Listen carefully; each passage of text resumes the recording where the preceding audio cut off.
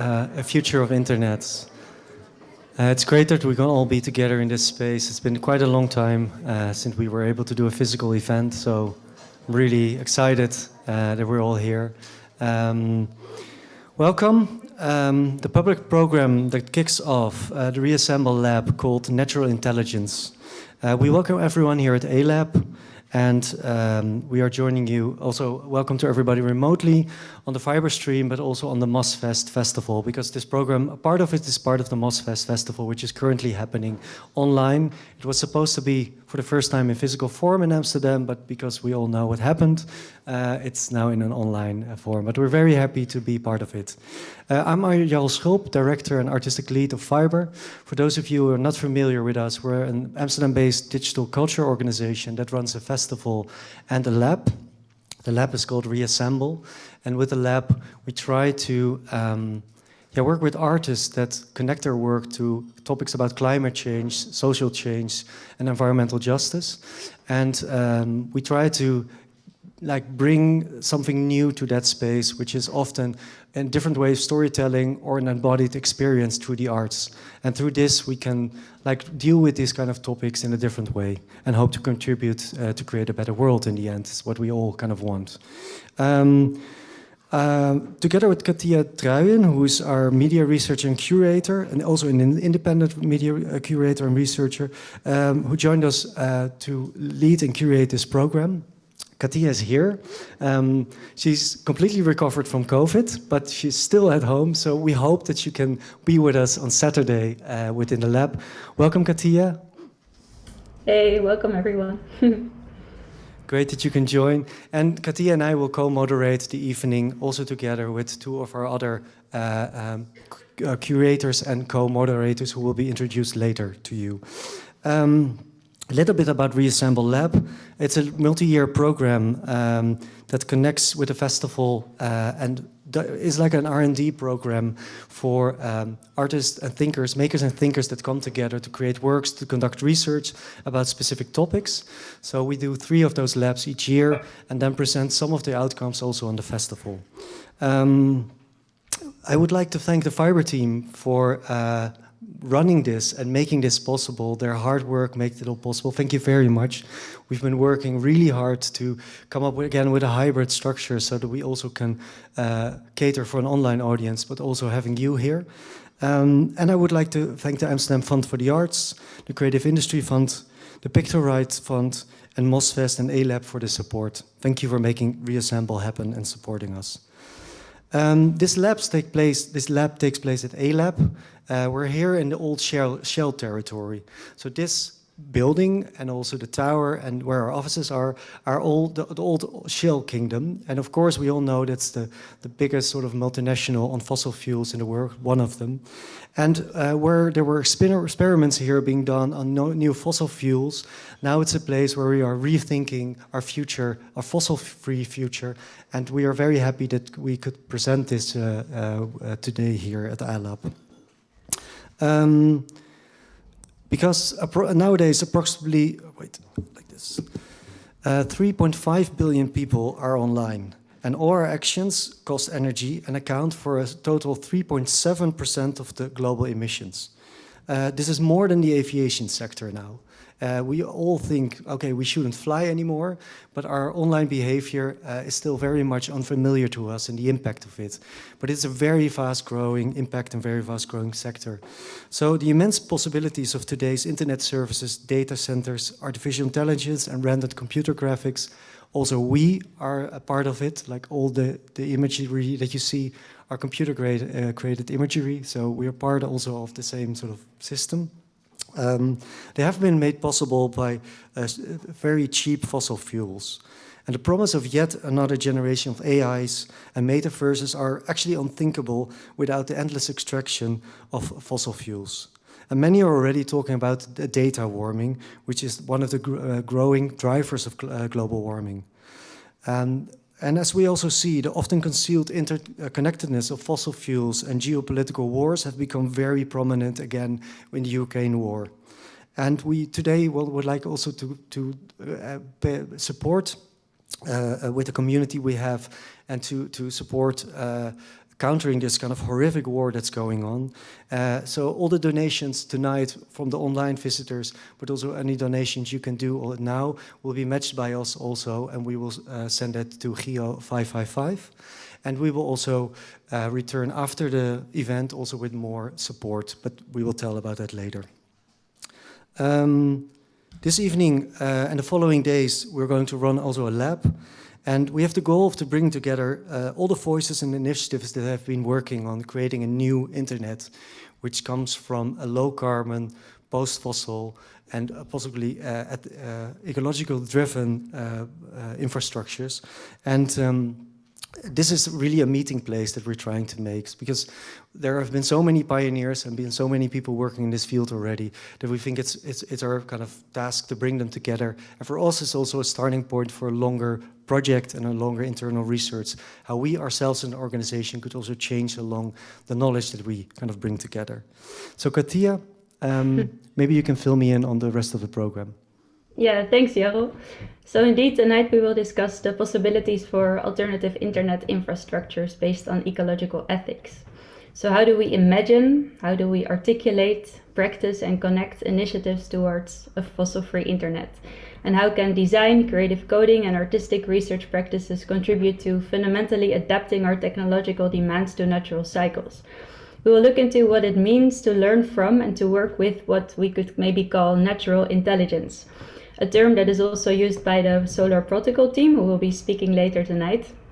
And as an example, their network of solar-powered servers that also this lab will be contributing to reconfigures internet protocols using a kind of natural rather than artificial intelligence, routing internet traffic according to the logic of the sun, where page requests are sent to whichever server is enjoying the most sunlight at that time.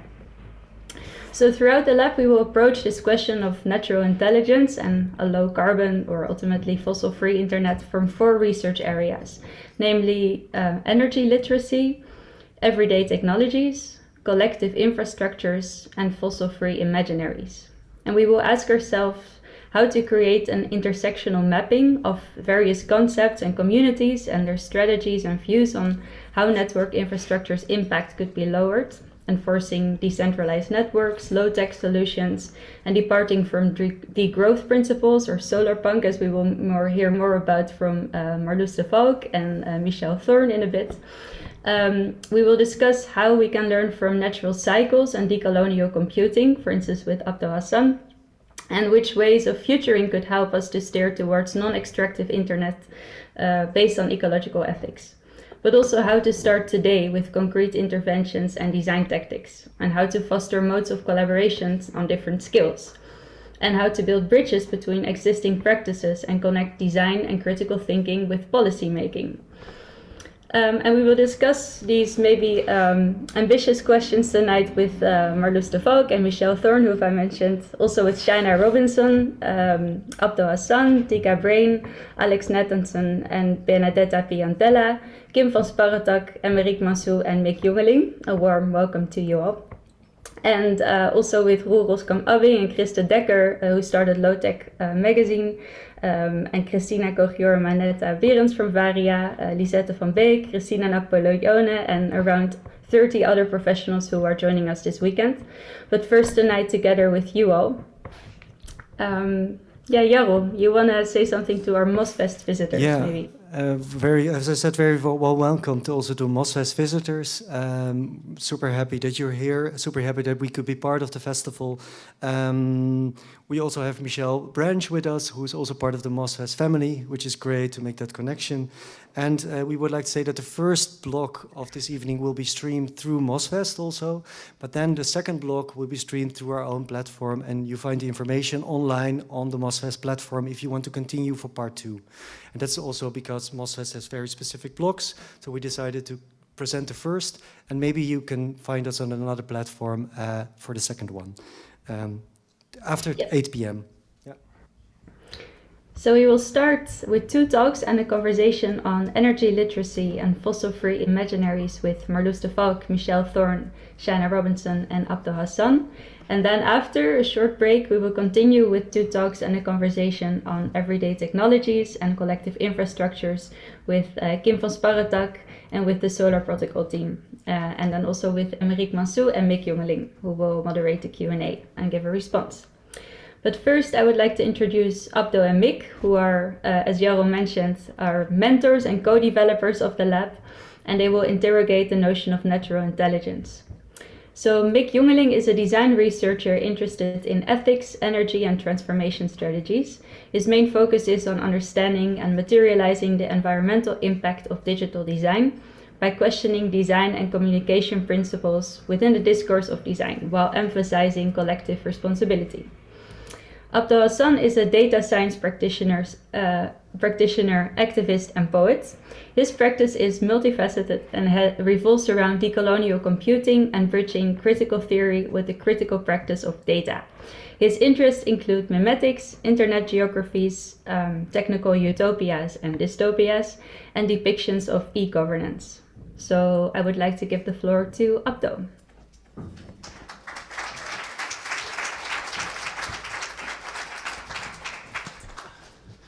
Wow, this is incredible. Thank you so much, Katía, for the introduction.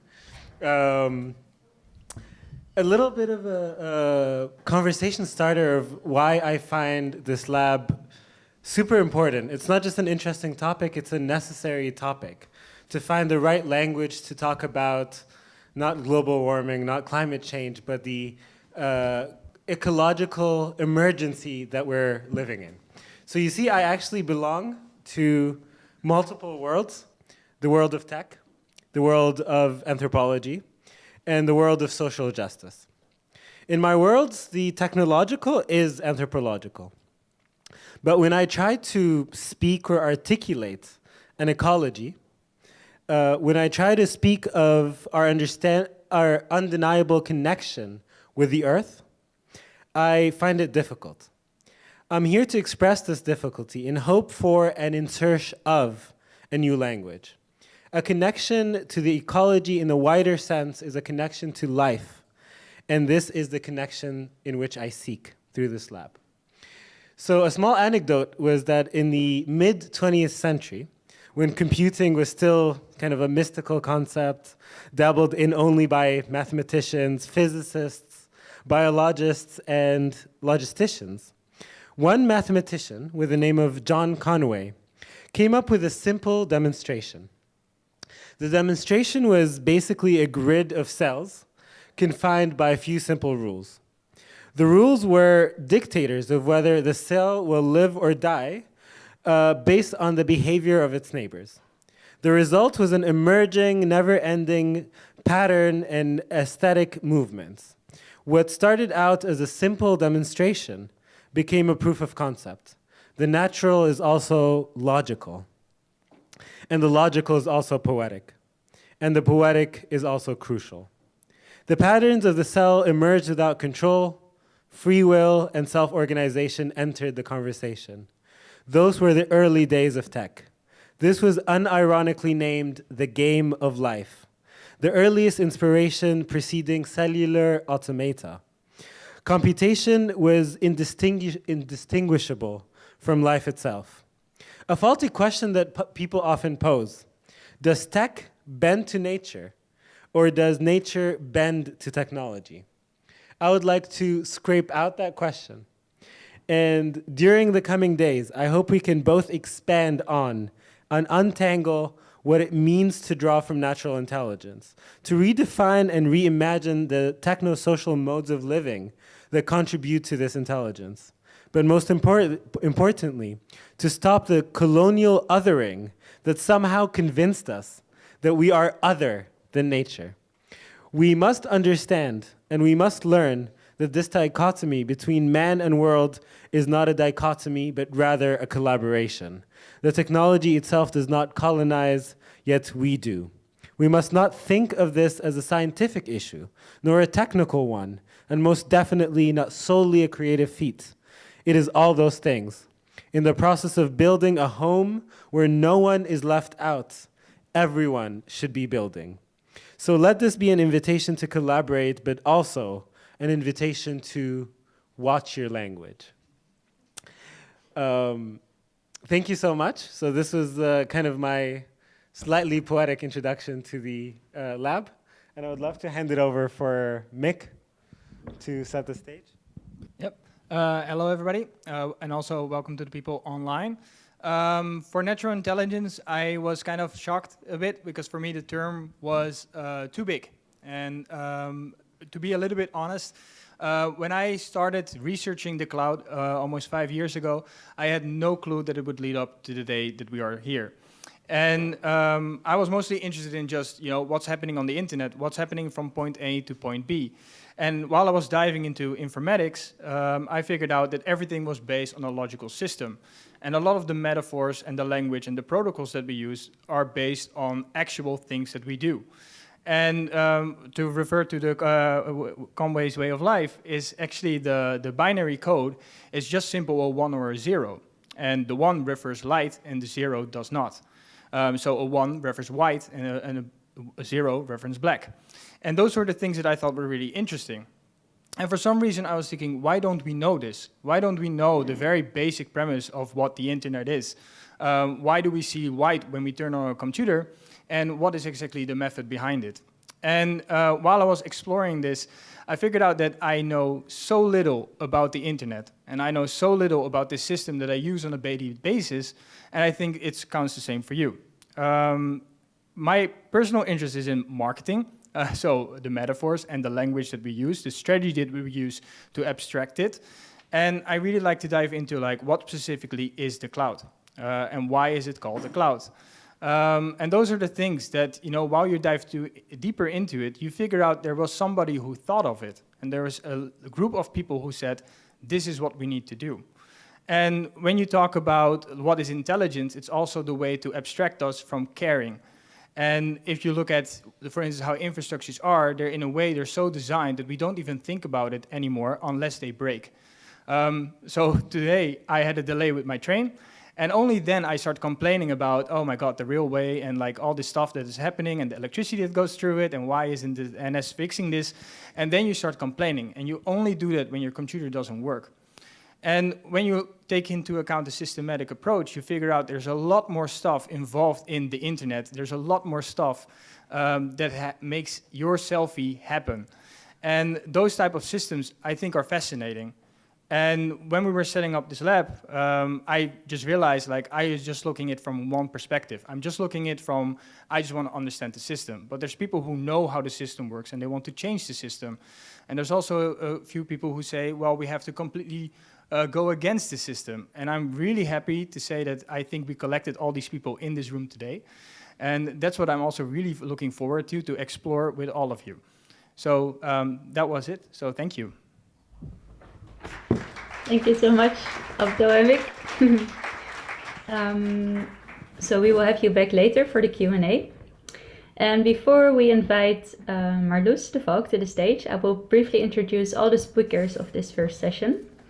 Marloes de Valk is a software artist and writer in the post-despair stage of coping with the threat of global warming and being spied on by the devices surrounding her. She has participated in exhibitions internationally, teaches workshops, gives lectures, and has published articles on open source software, free culture, and art. Then we will have Thorne. Michelle is interested in climate justice and a fossil-free internet. She is Sustainable Internet Lead at the Mozilla Foundation, Senior Advisor to the Green Web Foundation and its Green Web Fellowship Program, and co-organizer of Open Climate. And Michelle also publishes Branch, which is an online magazine written by and for people who dream about a sustainable internet. Shayna Robinson will respond after. Shayna works as a Senior Program Officer for the Internet Society Foundation, where she leads the research and innovation programs, as well as the resiliency and emergency response grant programs. She is interested in futurist approaches to understanding the impact of the internet on the environment. So I think we have the right group of people here. With no further delay, I would love to give the floor to Marloes.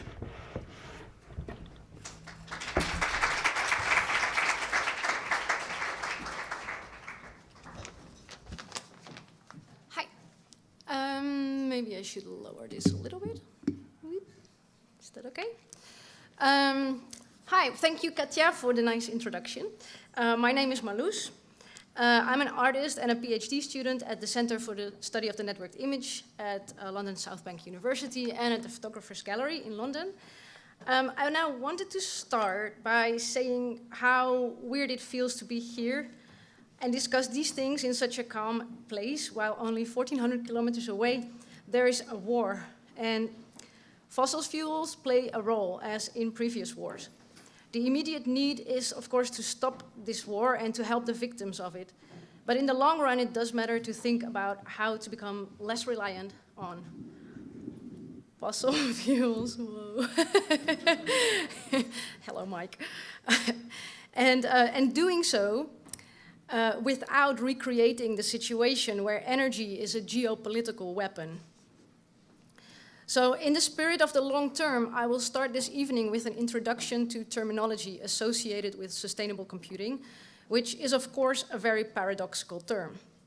I call it a glossary of counter-narratives and practices, and it is based on a paper I wrote for the Computing Within Limits workshop last year. All technology is based on unethical practices. Also technology labeled with cool names, and also the ones I mention. From the cobalt and lithium mines to the disposal of e-waste and the colonial politics of the internet.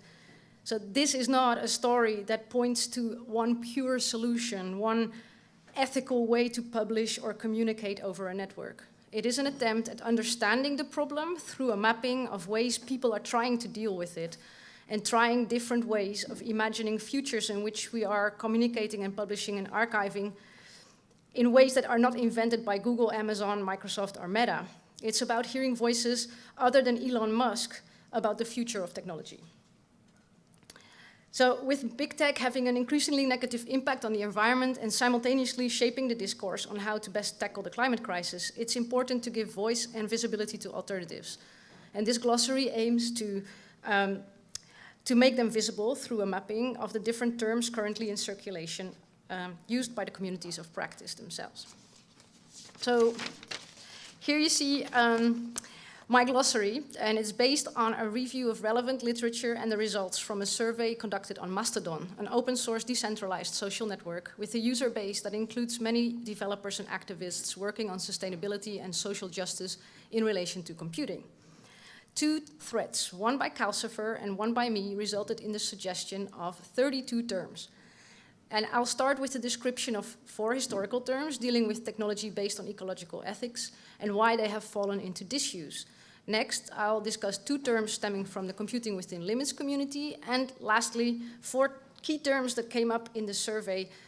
And in the conclusion, I try to highlight what can be learned from this longitudinal view. But first, a word that could inform all the other words. Skip the slide. Land.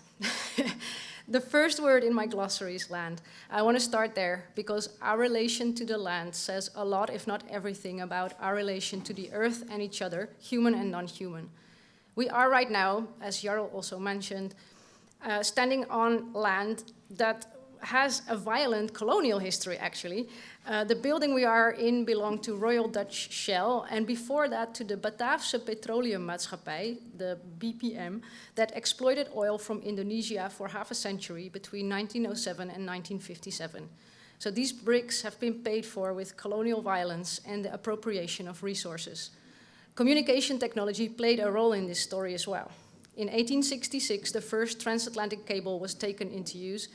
The worldwide network of undersea cables that was put in place since then allowed multinationals such as Shell and BPM to conduct and expand their business from one central location.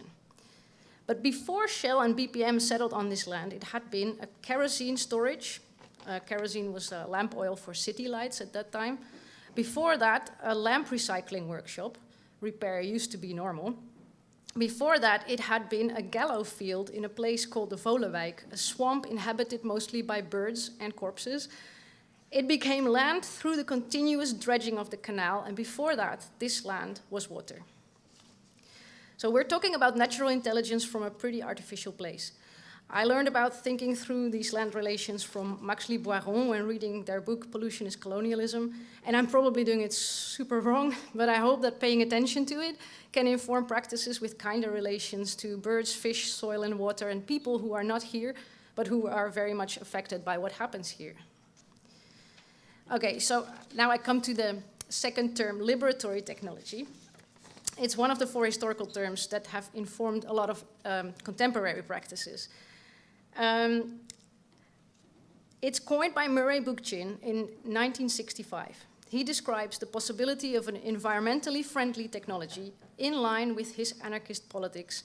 Liberatory tech is decentralized, powered by renewable energy, non-coercive, adapted to specific local needs, small scale, multi-purpose in order to avoid underuse, and shared among communities. Bookchin points to the value of organic differentiation, not mechanical standardization, for balance in society and nature alike. In 1973, a second term appeared in the book Small is Beautiful by Ernst Schumacher.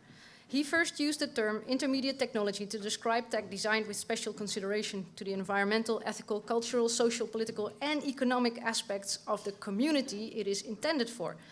The term changed to appropriate technology and became a movement encompassing technological choice and application that is about enoughness, robustness, and sustainable living. Although many associated projects involve the introduction of technology to developing countries, it's practiced in a variety of contexts. Next is convivial computing. Inspired by Ivan Illich' 1973 Tools for Conviviality, in 1987, Lemke and Fisher described convivial computing as computing in which the user has control over the tool on multiple levels. It should, through modular and multi-purpose design, encourage users to be actively engaged with and to generate creative extensions to the artifacts given to them, releasing designers of tools from the impossible task of anticipating all possible uses of a tool and all people's needs. Even though these 3 terms have remained extremely relevant, they have fallen into disuse during the 80s. The rise of neoliberalism made sure that the solving of all problems would be left to the market. Where appropriate technology was missing a political agenda engaging with the causes of overconsumption in the global north and poverty in the global south, relying solely on tech fixes, the anarchist vision of liberatory technology was too political to survive neoliberalism, and convivial computing's modularity didn't fit the software industry's growth and software license-based business model. Yet many of the ideas developed in the 70s are now resurfacing under different names. So I want to add one last term that did not come up in the Mastodon survey. It appeared and endured at a time the other terms disappeared, during the 80s, feminist technology. It is not related to one community of practice, but it has been a field of research and has led to and is still leading to practices that are very valuable in the context of sustainable tech. First of all, it has allowed a broadening of what is commonly understood as technology and a questioning of positive and negative value associated with so-called high and low tech. Ursula Le Guin captures this beautifully in her rant on technology. I quote, "Technology is how a society copes with physical reality, how people get and keep and cook food, how they clothe themselves, what their power sources are." She writes, "Maybe I write easy science fiction, or maybe the hard stuff is inside, hidden like bones, as opposed to an exoskeleton," unquote. Judy Washman back in the 90s describes this shift in the association of technology with so-called high technology. In techno-feminism, she describes how male machines replaced female fabrics, and tech became more and more associated with masculinity, associated with industrial, governmental, and militaristic practices. This is something that is now more and more reconsidered, also from a decolonial perspective. Western high-tech is no longer seen as universal and beneficial to all. There is not one single definition of feminist technology. Deborah Johnson argues this because there are so many feminisms, but there are several elements in feminist thought that are deeply connected to it and which will come back in the other glossary entries. First of all, an embodied view of technology and the people making use of it, considering the materiality of hardware and software. An emphasis on technology being shaped by and part of social practices. Also making hidden labor and labor conditions visible. Approaching the everyday as a place of political struggle, the personal as the political. And also asking who benefits, looking at who a technology serves and who it harms and excludes. Telling stories of power and unmasking false claims of universality, is one element of that. And a sociologist, Susan Lee Starr, proposes starting with the 0 point, the point in between two dichotomies with positions that do not fit the standard, thereby entering a high tension zone, which gives insight into the standardized aspects of networks that are stable to most, but violent to some, and stabilized by the invisible work of others. This point of departure allows us to ask how it could be otherwise. There is nothing inevitable about any science or technology. So now I would like to go to more contemporary terms from the Computing Within Limits community. Computing Within Limits is an annual workshop that started in 2015, gathering interdisciplinary group of researchers, practitioners, and scholars seeking to reshape the computing research agenda with respect towards real-world limits. There are many useful terms that surfaced in the publications there, but I want to highlight two. The first is benign computing, coined by Bharath Raghavan.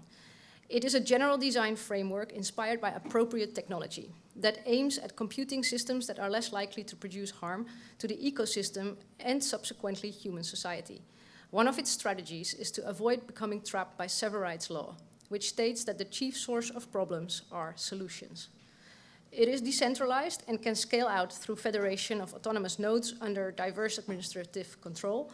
It is resilient and fails well by mimicking nature in the way it handles failure through complexity and diversity. It is decentralized, resilient, and uses open design on all levels of its structure to ensure that these principles can be applied where needed. Then the second term from limits, archivist collapse informatics, software engineering taking advantage of today's abundance in computing power to prepare for a future in which current infrastructures have collapsed. It is based on decentralization, not only because current centralized services and networks will break down, but also because peer-to-peer infrastructures are more resilient and flexible. It aims for simplicity. Software should function on existing hardware and modularity in order to enable a diversity of combinations and implementations. Systems need to be resilient to intermittent energy supply and network connectivity. It prioritizes community needs and makes use of open source licenses to contribute to a knowledge commons. So on to the grassroots terminology. Permacomputing, with an image by Visnot, is a term that was coined also by him, by artist-programmer Willem Matthias Hekele in 2020. And what stands out in his writing is the holistic approach to computing and sustainability by taking inspiration from permaculture. Instead of one dominant technology and linear progress, permacomputing aims at a diversity of approaches developing at all levels. It is enmeshed in culture because people have a deep connection to technology as part of art, ecology, philosophy, and history. It values maintenance and encourages programmers to refactor and rewrite programs to keep them small and efficient, avoiding bloat. It practices planned longevity, reuse and repair of existing technology, and approaches waste as a resource. Just like all other terms, it points to decentralization and modularity so that it can be adapted to suit local community needs. Permacomputing contributes to a commons by placing technology in the public domain and promotes the sharing of resources. Small technology is used together with terms like smallnet and small tech, is associated with communities using alternative network infrastructures delinking from the commercial internet. They are using alternative networking protocols such as Gopher and Gemini, or communicate on a server itself when logged in instead of through publishing, like on a public access Unix system. Gopher and Pubnixes have been around since the late 80s and are currently experiencing a revival due to an increasing amount of people feeling frustrated with the state of the commercial internet, both for privacy and environmental reasons. The smallnet crowd is DIY-minded. They self-host community-run servers and community-built services, using limited CPU, memory, disk space, and bandwidth by choice, using simple protocols, formats, and tools. The smallnet uses cohesive and modular tools in classic Unix style and is home to small communities that engage in close communication instead of broadcasting to an anonymous mass. Salvage computing, often by choice, a conscious refusal to buy yet more electronics while the world is swimming in e-waste. The right to repair movement, the Restart project, repair cafes, iFixit and YouFixit are all targeted at making devices last longer, but with the exception of the right to repair movement, do not focus on the conditions that led to this repair. Planned obsolescence, the rapid upgrade or die cycle of the tech industry, and consumer capitalism in general, not to mention the impact of this on the global south. Considering today's urgent need to shrink consumption of resources, it's surprising to see that from the list, reduce, reuse, repair, and recycle, the last one is the most wasteful, yet has gotten most attention. This emphasis on recycling can only be explained because the other 3 point to economic degrowth, an unpopular topic in mainstream politics to date. This shows the importance of a political agenda next to design and praxis. This one, I think most people will know, it's low-tech, although low-tech originally meant simple and pre-industrial technology. Nowadays, the term is being used to describe a wide variety of practices that involve some form of technology that has a limited environmental impact. The general aims are accessibility, consideration of the environmental and social impact of a technology, and the rejection of technological solutionism, planned obsolescence, and consumer capitalism. In the paper, I briefly describe implementations of the term, for instance, the solar-powered version of Low-Tech magazine by Chris de Decker, who is speaking here tomorrow, designed and developed by Marie Otsuka and Roeroskam Abbing, who will also speak here tomorrow. And what is striking is that in each of the 4 grassroots terms, degrowth plays an important role. So I'd like to treat it as a separate entry in this glossary. It cannot be emphasized enough. There is very urgent necessity to radically reduce energy and resource use and think through the afterlife of technology. What happens to the devices once we no longer use them? Not just to replace grey with green energy and continue with business as usual, or to only reduce energy use when little green energy is available. Each term speaks of scaling down energy and resource use across the board. To come back to land relations, the hyperscale data centers, of which you see one in this image, are powered with renewable energy, but they're not carbon neutral, no matter how convincing the sustainability pages of Google, Microsoft, and Meta may sound. First of all, the renewable energy they use only covers a small amount of total energy consumption. In the case of Google, for instance, only 46% of emissions are reduced and neutralized, according to their own unreviewed reports. Google now also shifts data center workloads to follow the sun and the wind, but I don't know if you could call that natural intelligence. It's really great for them. It reduces their energy bill considerably while promoting their green image, but it's not sustainable. Yeah, like for instance today, Google places its data centers in the vicinity of, for instance, a wind farm and purchases its energy there. In Eemshaven, the Netherlands, Google constructed a hyperscale data center and made a deal with a local energy provider to purchase all of the energy produced by a local wind farm. Microsoft did something similar in Holland's Kroon, purchasing all of the energy for 10 years. According to the provider Nuon, the energy could power 370,000 households. These wind farms have received subsidies by the Dutch government with the goal of achieving green energy and emission targets, but because they end up solely covering the energy demand of newly constructed data centers, representing additional instead of existing energy use, no progress is made, and taxpayers are indirectly sponsoring Google's green public image.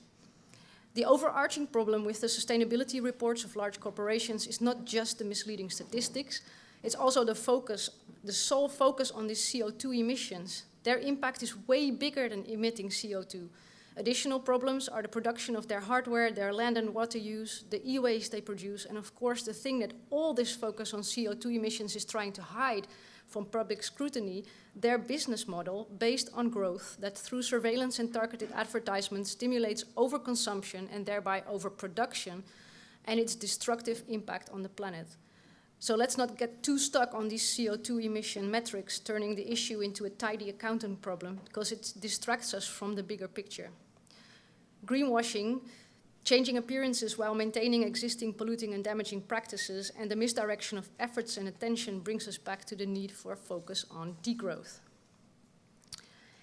So we've seen many terms now. Historical ones, ones from academic context of the limit community, and also grassroots communities practicing in the wild, that through their applied ideas most clearly demonstrate that similarities in philosophy can still lead to very different approaches. And the most striking similarities are networking practices that are community-centered, small-scale, decentralized and autonomously administered, modular and multi-purpose, resilient through diversity and simplicity, reducing dependencies, resource minimalist throughout the entire life cycle of a device, and open source or contributing to a commons.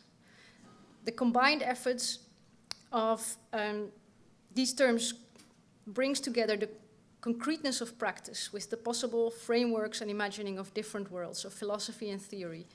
This longitudinal view hopes to demonstrate the wealth this diversity of practices and the thinking that informs them brings.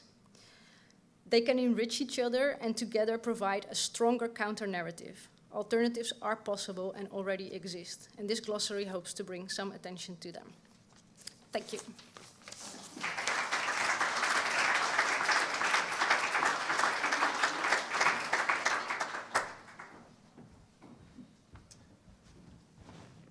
All right, thank you so much for this. I think for as far as setting the scene goes, I think this is really important work.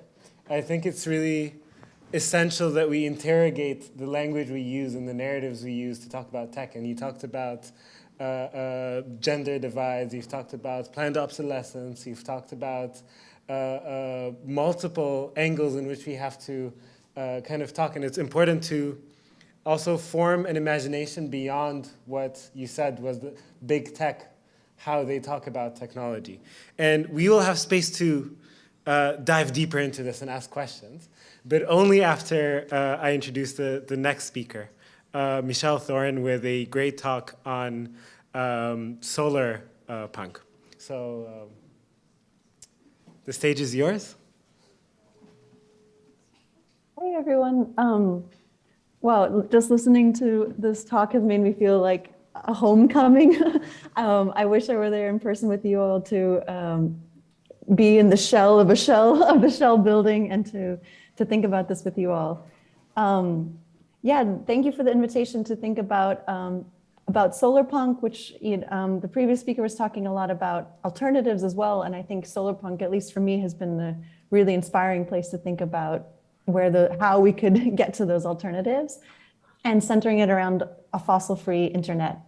So I wanted to set that up a little bit. And many people have already talked about the kind of, have set the scene a bit, but to get into it from at least how I've been thinking about it is, IPCC report, very clear that climate change is a threat to human well-being and planetary health, and that we have this brief and rapidly closing window of opportunity.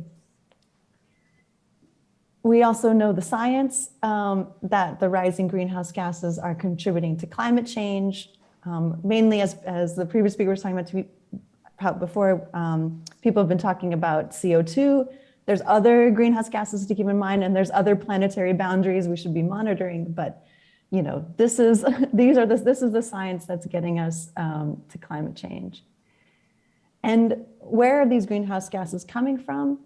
A lot of it comes from electricity production, and the electricity that's used in industry, and now we'll be talking about the digital sector. When we talk about the digital sector is polluting, it's kind of helpful to be in comparison to what, and what gases and things are we talking about? So I guess to keep in mind also when we talk about the pollution factors is that it's not just climate change. We have actually the air pollution that's caused by the burning of fossil fuels themselves.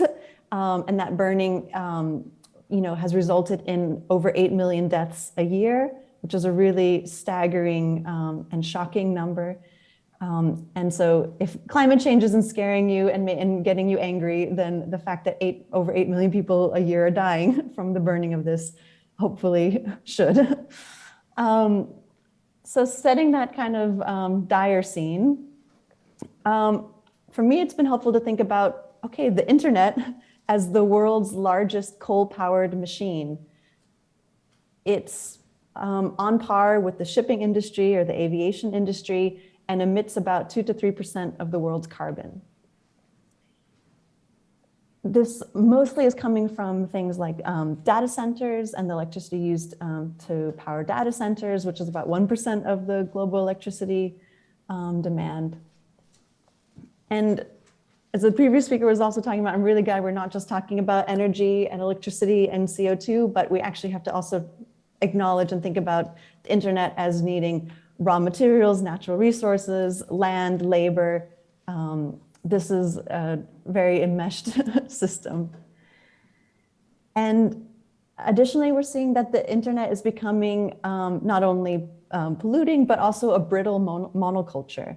So out of the 10 wealthiest companies in the world, 7 of them are big tech companies. They increasingly own not just this digital infrastructure, but also increasing a lot of energy infrastructure. They have names and faces and addresses, but I guess what's giving me hope at the moment is at events like this and in conversations with many folks is that we're kind of seeing that this destructive default isn't serving us. We're in a pandemic. We're seeing all sorts of climate disasters happen worldwide. We're seeing injustices left and right. We're seeing a war on the Ukraine, and this destructive default is just, it's not working. And so I appreciated this invitation, and what I've been hearing from others is the chance to reimagine and to build the alternatives that we do want. I see this happening with the people I work with that have come from the free and open source movement, have come from the digital rights movement, who come from the open internet movements, who kind of see this dissonance between, okay, we have all these crises happening right now. The internet was promised or was framed to be a tool to empower and educate and organize and mobilize and increase participation and all that. And there's still a part of that vision and mission that is still important, at least I think personally, and I think maybe others who also care about the internet see as in terms of its potential. But how do we reconcile this dissonance between the internet contributing to these destructive defaults, but also its opportunity to help us imagine and build differently? So that's where I want to get to actually to the meat of this conversation, which is, yeah, let's imagine and build. And where could we find, or where might some of those inspiring places come from? I wanted to talk about the solar punks, and many of you might have already read or seen work from the solar punks or are solar punks yourself, but I've really found that this kind of nascent community, I mean, it's been around for a few years, but I would say some of their most strong work is actually in a manifesto where they talked about the need to take optimism back. It was taken away from us and now we're going to take it back. And an acknowledgement of, I think, a lot of the values and projects that the previous speaker was talking about around repair and decentralized approach to appropriate technologies, craft technologies. These kinds of ideas are all being explored and taken to heart in the solar punk movement. And what I also like about the solar punks is this idea of like, we're not going to be able to change the physics of climate change, but we can change the politics. And so how are we going to get political in both how we build our technology and how we talk about it? So I wanted to invite some three provocations that we could take maybe into the lab. One is this idea that we should be shifting narratives. Then we can be transforming our practice, and then we can be building alternatives. So here's some ideas of what that could look like more specifically. So we want to shift some narratives. We know the destructive defaults, but how can we move away from talking about individual blame and shame and actually starting to make visible and analyze the power structures that are driving those defaults so that they can be better challenged? So I wanted to highlight the work from Vlad and Joler, who did this around the project called Anatomy of an AI System, where he took kind of a super exploded view of an Amazon Echo and talked not just about what goes into actually making that device, but what goes into all the manufacture, but also the training of the algorithms on there, and also the afterlife of the device, and also laid that across like the labor and the wealth extraction that happens on top of it. It's a really impressive piece of work to try to say, this isn't about you turning on or off a device or buying a device or not buying a device. This is a much bigger set of power structures. So that's one shift I think we could work on making. Another one is definitely the shift of technology will save us to rather talking about how we could be fostering open and diverse internet and how we can be divesting from big tech. I don't know if you all have been following, for example, the COP26 climate negotiations and things. Technology is often positioned as the thing that will save us. We're gonna carbon capture our way out of this. We're gonna, just speed up the greening of everything, and that will fix us. And so I think one of the solar punk provocations would be, let's shift that, and instead of talking about technology saving us, let's complicate that and actually divest from big tech intellectually and in the tools that we use. The other thing I see happening is people get interested in this topic around like a sustainable internet, and they say, well, it's about efficiency. Let's just make tech more efficient. And I think, what if we say, instead we need a just transition to a fossil-free internet with tech workers, and thinking also about the tech workforce as a political force, as a labor force that should be cared for and should help with this transition. So those are some narrative shifts that I hope could be inspiring. And now I want to talk about some ways we might think about transforming practice. I think we have a lot of, I love being in the theory spaces, and then I want to go into like, well, let's go into action. It's time is ticking. So how are we going to do that? I think this comment and framing around earlier, getting away from the carbon tunnel vision is really important. I mean, I've definitely have been, sorry, it's very late here, by the way. I don't know about you all. I've been definitely fallen into the carbon tunnel vision trap. And I think thanks to being called out by a lot of environmental and climate folks, they really helped to say, like, you have to talk about these other planetary boundaries, these other factors of environmental and climate health.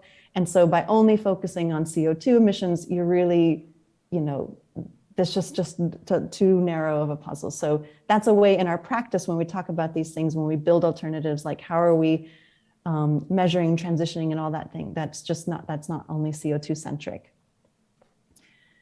And how can we actually be transforming the internet itself into a positive force for climate justice?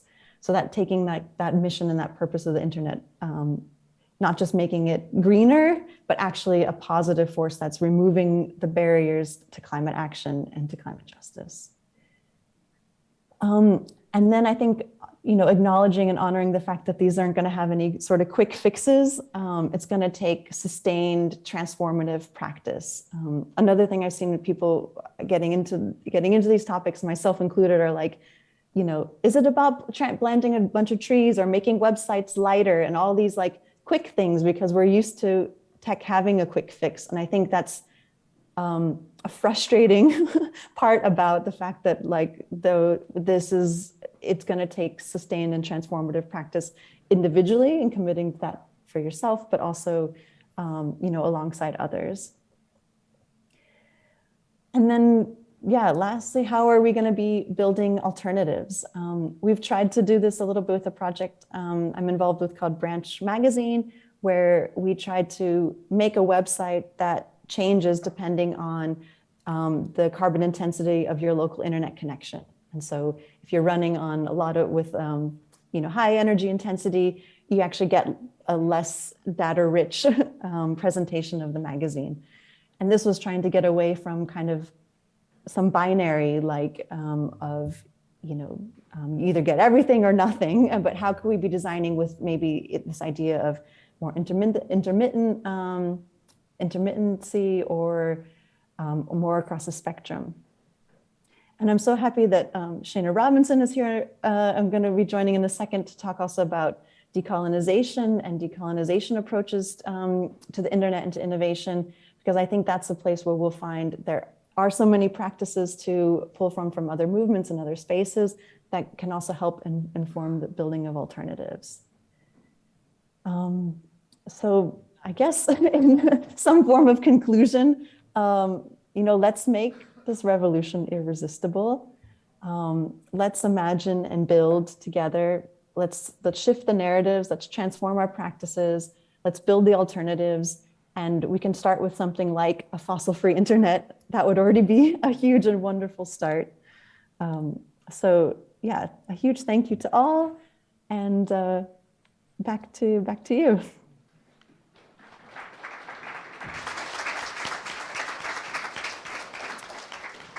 I don't know if she can hear me, but thank you so much, Michelle, for the incredible talk. And I think this only serves to complement Marloes's talk. And what I kept hearing all the time, it was very sobering for me, that our practices online, our practices with how we deal with tech are deadly, and that imagination is no longer a luxury in that case. So I want to dive deeper into this, and we will. But first, I would like to have a small commentary about both talks with Shayna Robinson, who will be joining us remotely. Hi, nice to be here, and thank you so much for inviting me. And I just want to say hello to everyone there. I'm coming to you live from Washington, D.C. We're still pretty early in the day, so good luck to all of you who are there late at night. So sorry. But yeah, I just wanted to reflect a little bit about some of the topics and things that have been discussed in the previous presentations, and to add a little bit of dimension to that. And I think where I can be helpful, or the ideas that I'm thinking about can be helpful, is really around integrating the idea or concept around decolonization and what that means as a practice, and in theory, but also applied to the internet.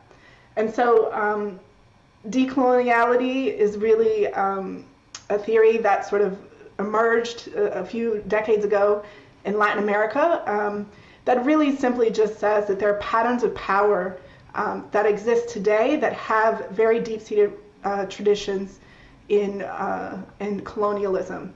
And when they say colonialism, it doesn't just mean European colonialism in the most recent past, but it means colonialism sort of over time and over millennia, and all of the ways that power enacts itself in society for the benefit of few and not for the benefit of others. And so if we take that sort of understanding of decoloniality or coloniality, we can start to sort of unpack a little bit about sort of how we can think through and frame what a fossil-free internet could look like.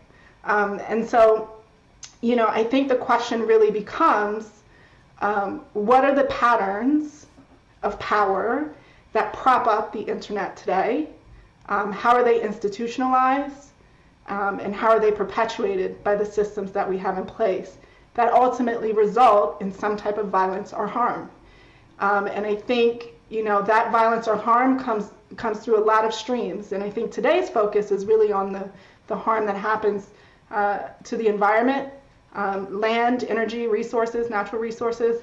But there are also other streams related to governance, related to labor, related to design and architecture, where violence and harm are perpetuated. So I just wanted to add that as a bit of a frame to help think through some of this, and I'm happy to respond to questions and things like that. All right, thank you so much, Shayna. And I think, to me personally, I'm quite passionate about the conversation around decoloniality. And I think from the conversations that we have been having, that there is a common thread about, first of all, the language we're using, either visual, verbal, or the worldview that we're using to talk about tech. And that it seems to me, and I think Marloes could also comment on this, that we need to first unimagine or to depart from certain mainstream portrayals of tech. So you've offered to us, Marloes, a lot of terminology on how to, or different streams of thought around tech. Are there any warning signs? Because I know language evolves. I know language gets co-opted.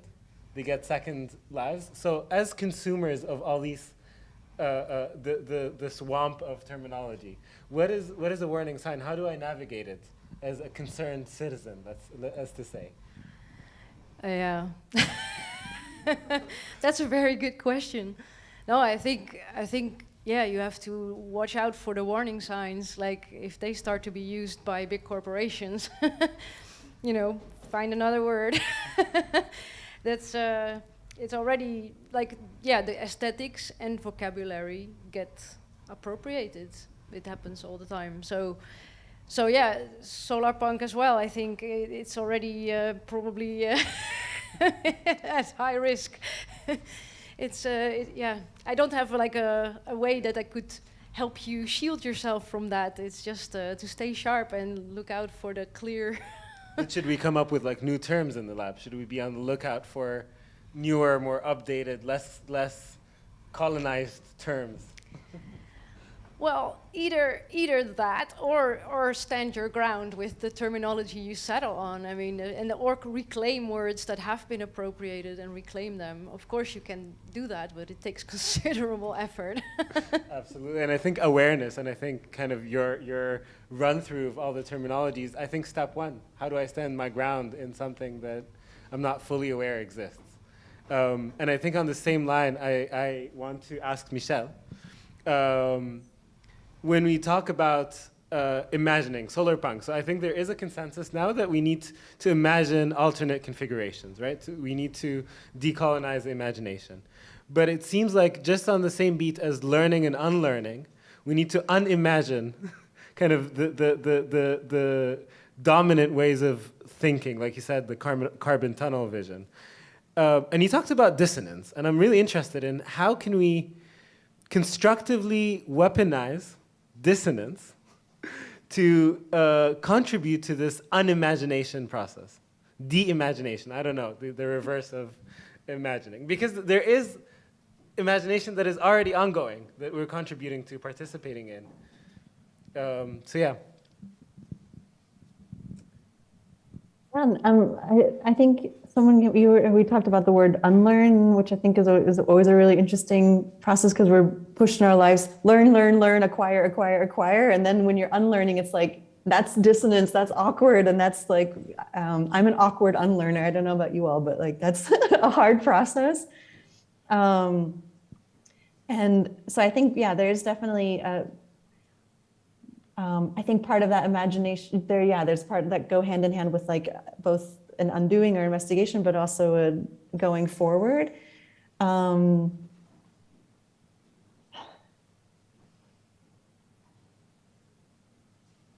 It's a good question about, I mean, I think also it's also a myth that it's new, like, I guess I appreciated this kind of this historical context that everyone's been giving too, which is like, of course there have been places of like resistance and alternative imaginings and all of that. And so I think that's also, I think trying to learn a little bit more from the climate movements and stuff that connect to, you know, a better sense of lineage. I think sometimes in the tech world, we kind of go like, it's now, or maybe there was like the 10 years before and the 10 years after.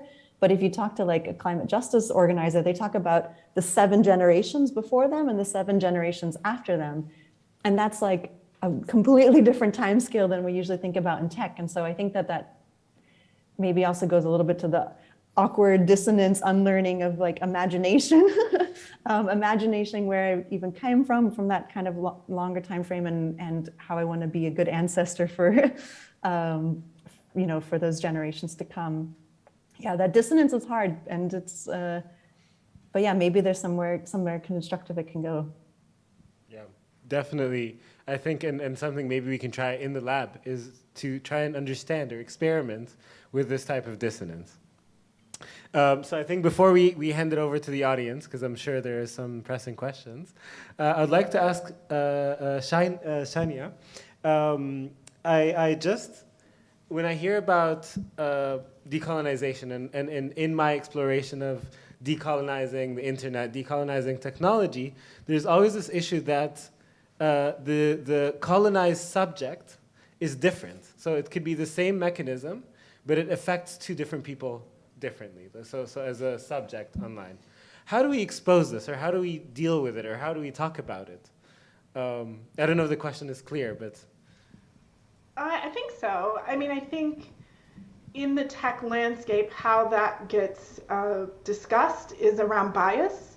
I think there's a lot of research on algorithmic bias and things like that have been perpetuating and recently really sort of emerging. And people have really studied and said, hey, actually, this is problematic, and this is the way that this bias impacts, whether you're talking about the prison industrial complex, the judicial system here in the US, using technology, predictive policing, but also things like Google text, Google image search, and things like that. So there's a long line of research and examples of that I think can really speak to sort of how this idea manifests itself in technology today.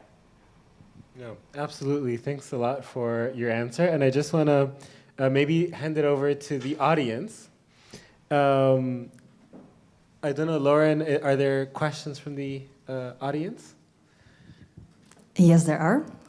Should I start with some questions that are coming from the people online? Yeah, so let's ask a question online, and then maybe we can turn to the live audience. All right. Let's see. For a long time, I thought the internet was quiet for once, but some questions came up. So Gizem would like to know, and it's actually a question to everybody, I think. What role do you think science fiction and speculative fictions do they play in changing the narrative and shaping alternative futures? So what role do science fiction and speculative fictions play in changing the narrative and shaping alternative futures?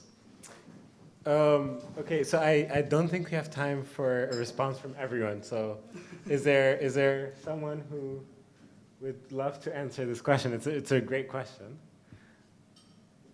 Sure. It's a good way to unlearn because it creates a point of view that you're not used to. 100%, but then... Yeah? Yeah, shall I take it then? Yeah, also, I totally agree with you. Yeah, go for it, yeah. And I think that the whole narrative that's perpetuated by hard sci-fi as well, especially as high tech and flying into space and if the Earth explodes, we can always, go live on Mars. This narrative is actually not the one we're looking for. We're looking for something a little bit more earthbound and trying to make do with what we have here and solving the situation here. And it can be one of the ways to think more freely about alternatives, not bothered by all the limitations we instantly might see. One of them being indeed a scale, things wouldn't scale up enough, and we've been completely brainwashed with individual responsibility for the problem. So I think that sci-fi can help us, or any kind of speculative fiction can help us there. No, I really had a professor when I was studying who kept saying science fiction often becomes science fact. Mm-hmm. So that so much of our understanding of tech and tech futures is informed by kind of pop culture or movies that we've seen when we were younger. And it's really important, I think, the diversity in representations of these science fiction scenarios. All right, I would like to open it up for the audience. Does someone have a question? Maybe you can just raise your hand and we'll pass the mic to you. All right, silence. It's a bold. All right, there's someone in the back. Hello. Sorry, that's really loud. I really liked when you were speaking before about this idea of the how things are co-opted. And I wonder what some of your perspectives would be on digitization, but also the idea of the unco-optable. Like what cannot be co-opted and how can that be preserved? Because that kind of creates those, I guess, frictions in things and, inconsistencies and the idea of something being unformattable. And I just wonder if there's a bit of power in that or what any of your thoughts would be on that. Right, and this is a question for Marloes. Yeah, could be for anyone. Could be for anyone. Yeah, Marloes? Well, I'm instantly thinking of. Oh, not sure. Yeah, I'm instantly thinking of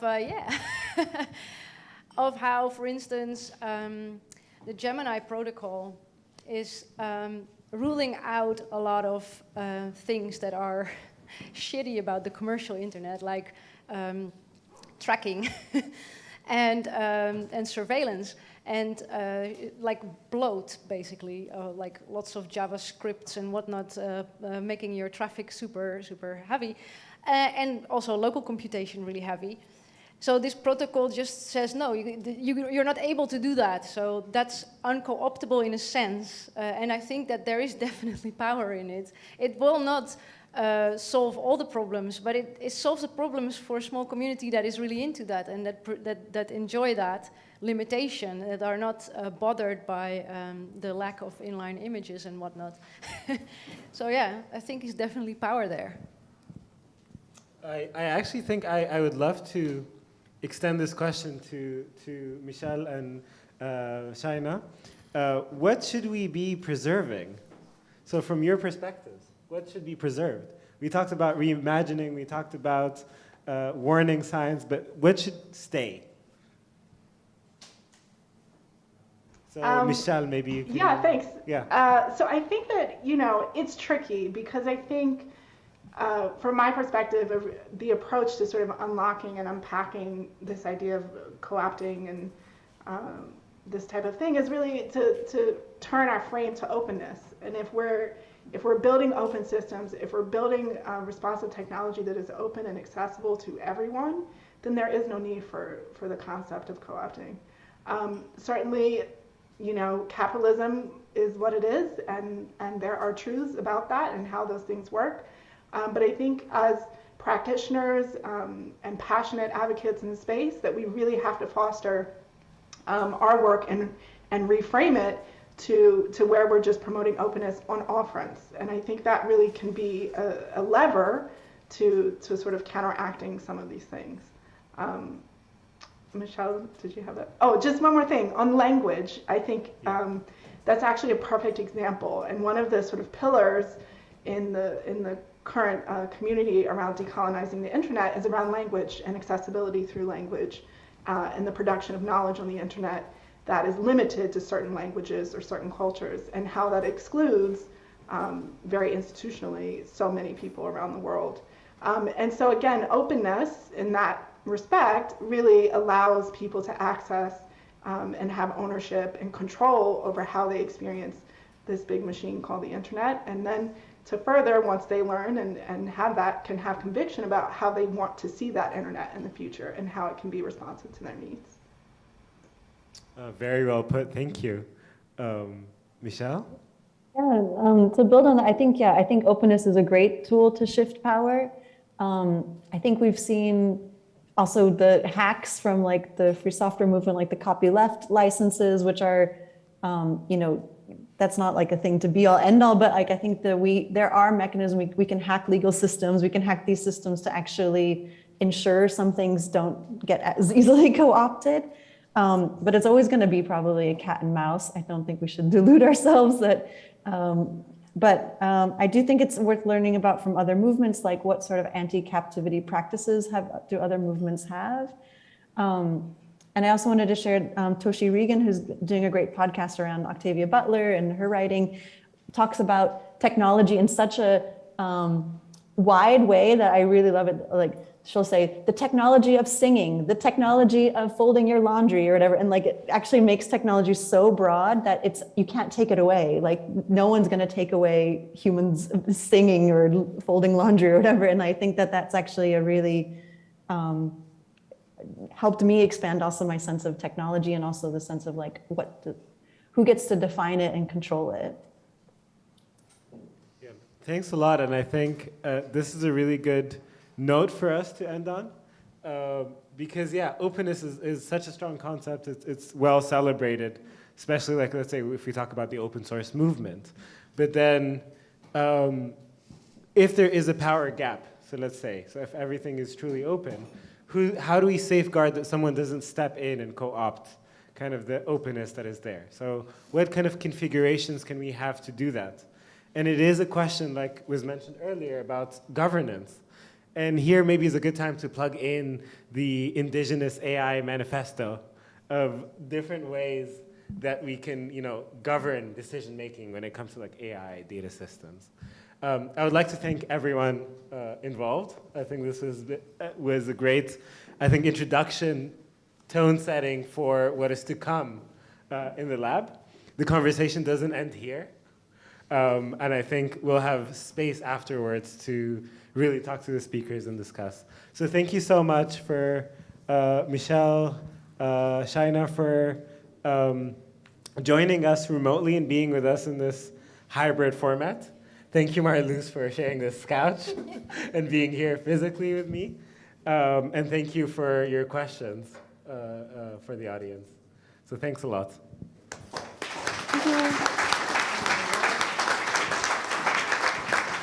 Thank you very much, Abdo, for leading us, and Mick through the first session. We're going to take a break. The bar is open.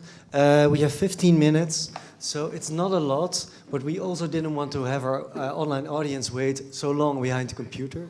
So just stretch your legs, get a drink, and we're back at 8:30 for the second session, Everyday Technologies to Collective Infrastructures. See you in a bit.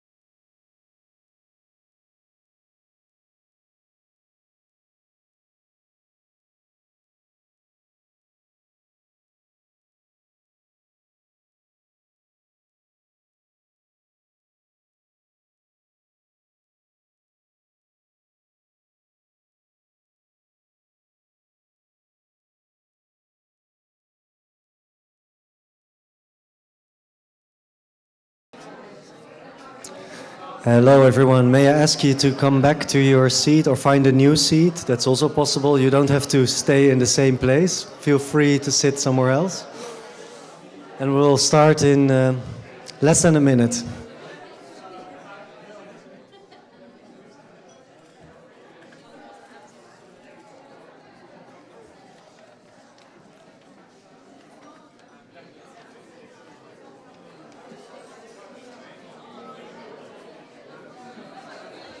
So please come all back to your seats because we're really going to start counting down.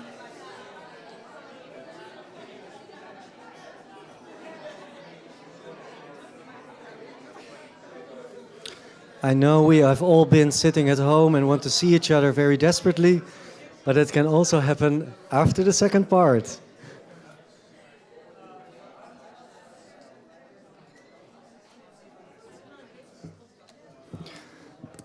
So thank you. While the last one standing are still trying to find a seat, I will introduce the second part of the evening, from everyday technologies to collective infrastructures. Because we've seen Imaginaries and old ideas and new ideas coming together to kind of take a step towards a new internet and with that also creating a new social space and new fair space for the internet to live in and to be constructed from. We also need the now and we need a collective togetherness to create this. So we have again 3 speakers with us. I'm saying this correct. No, 2 speakers with us. Actually, the second team is part of 3 speakers, and I will introduce them before the first speaker kicks off. Kim van Sparrentak is with us. Great that you're here. You made a great journey to be here with us. I think from Strasbourg to Nice to Amsterdam, if that's correct, or other way around. Sorry, that's true. And also the Solar Protocol team is with us from remotely. Kim van Sparrentak is a member of the European Parliament for GroenLinks since 2019. She's committed to a digital future that respects human rights instead of big tech, determining the direction. Before, she was an active duo chair of Dwars Amsterdam as a researcher at the New Zealand Centre for Sustainable Cities, and as a campaigner at Milieudefensie and WISE, and as a duo chairman of Young Greens. And the other team that joins us from online is Solar Protocol. One of the core partnerships within the lab is with Solar Protocol, and it's Tiga Brain, an artist and educator in environmental engineering, whose work examines issues of ecology, data systems and infrastructure. Benedetta Piantella is a designer, educator and humanitarian technologist, open source activist, and developed projects like lion tracking collars, medical data loggers, and the tsunami bio system. You should tell us more about that. And Alex Nathanson is a multimedia artist, educator, technologist, whose work focuses on the practice and environmental applications of sustainable energy technologies, particularly photovoltaics, solar power, and they will present the Solar Protocol project, which also has a 2-day workshop within the lab. And actually, as we're talking now, we have one of the modules on the roof of a lab. So we're part of the Solar Protocol infrastructure internationally. And throughout these days and also later after the lab, we will develop and experiment on the Solar Protocol server, new websites, new applications, and things that we can run on this platform and this infrastructure. We also have a response by Aymeric Mansoux. And I will also introduce him. He's a lecturer of commercial practices at the Willem de Koning Academy, Hogeschool van Rotterdam, and he leads research on alternative and sustainable models of organization and production in the cultural sector and the art and design education. Kim, may I invite you on the stage and enjoy the second part.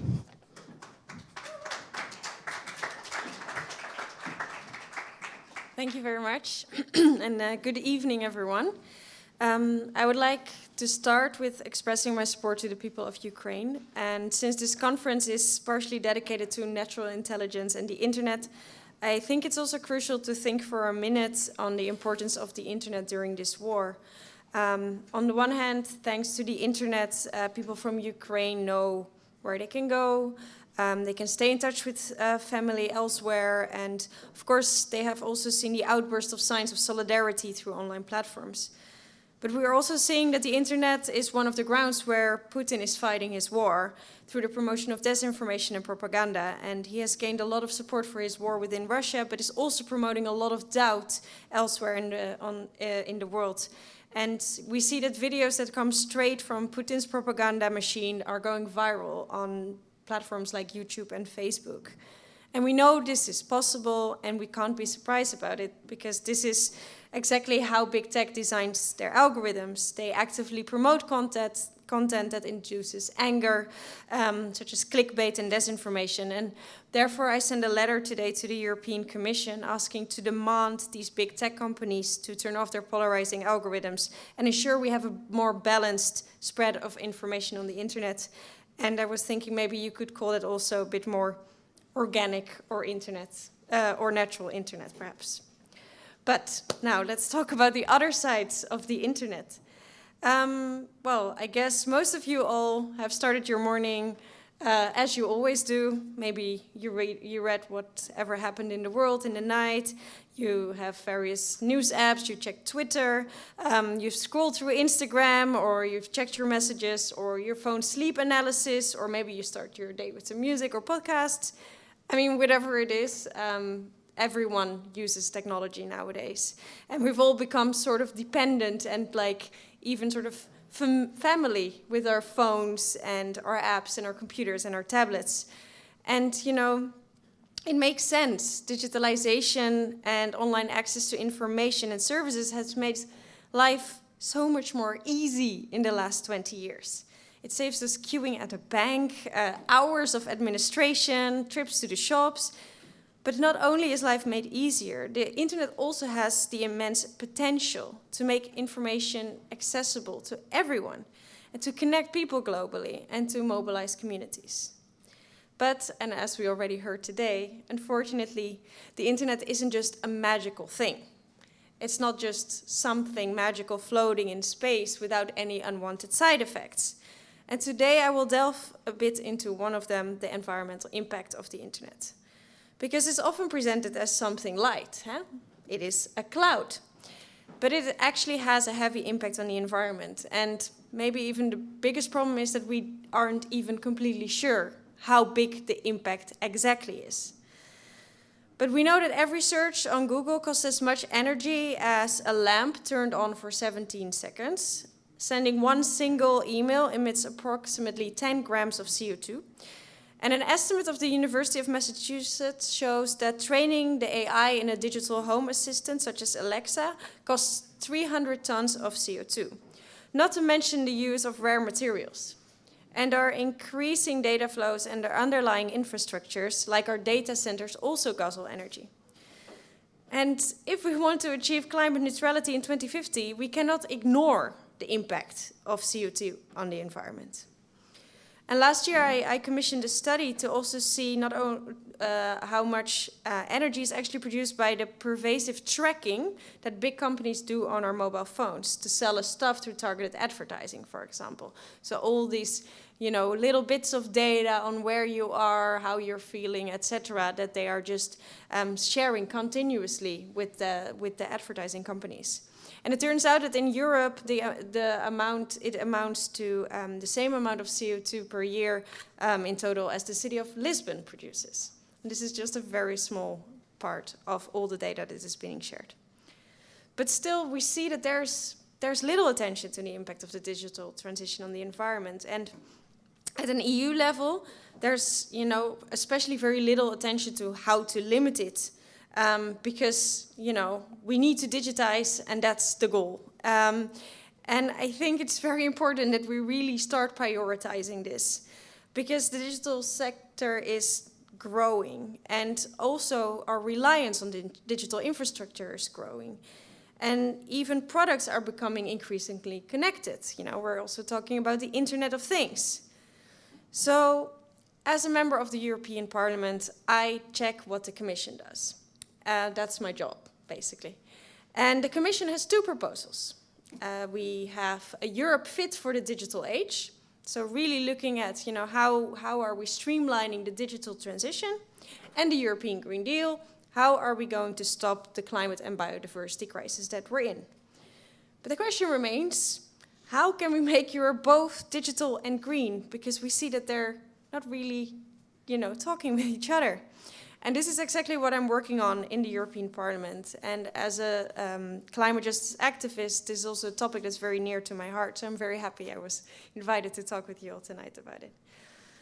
But, despite the fact that what I hear many big corporations say, and also the techno-optimist politicians that are around me on a daily basis, we have to keep saying that it's not self-evident or a given fact that technology will just help save the planet. And historically, we've seen this kind of techno-optimism many times, because what we're hearing right now is, we make everything digital, and then, it won't use energy anymore, then it's CO2 neutral and climate friendly, and everything will be fine. And in history, we're now in the building of Shell. We have heard Shell say these things many, many times. But we have also seen the fossil fuel industry, for example, promoting clean coal, which I'm still not sure what it is, but but the promise of these clean technologies have delayed real action, and we simply don't have time for that. And we need to make sure that this time around, the promises of technology and the digital transition will truly be green promises. And only this way we can ensure that the digital transition and the Green Deal are not mutually exclusive. And only then can we actually still try to minimize the climate crisis. But, what I see in the EU institutions, I also see it more generally. That digital NGOs and climate NGOs, for example, are not really talking with each other. These are disciplines that for some reason have trouble to connect. You either have amazing NGOs and academics that know everything about digitization, everything about the rights that we should have on the internet, and everything about privacy, for example, but also on the right to anonymity, and everything. And we have these NGOs that are amazing. They know every single detail of how much anything pollutes and how we can really change certain systems in the climate world. But we need to join the forces. And that's why I'm so happy to be here today to talk about this and to also hear about your work and your projects.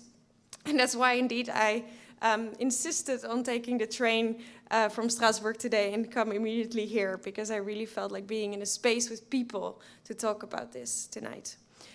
And, what I hear all the time in the European Parliament is a very different story than what I'm hearing today, because unfortunately, big tech is spending about 100 million euros a year just in the EU bubble for their lobbying practices. This is the story I'm hearing. The story I'm hearing is we are the greenest companies in the world. We are pioneers in being the greenest companies in the world. And that's the only thing that we actually hear on the impact. And when you actually ask them, but what is your environmental impact? Can you please be specific? Yeah, there's actually no real answer, because they only have a beautiful story and no real details. So what do? I'm a green politician, and I really believe in ecological politics. And for me, ecological politics means that you look at the future. Everything we do today has to stand towards the future. We have to make sure that anyone in a future generation has it better than we have it today. And when we talk about digitization, this can definitely happen, but it can also go completely the other way. And that's what I'm trying to steer.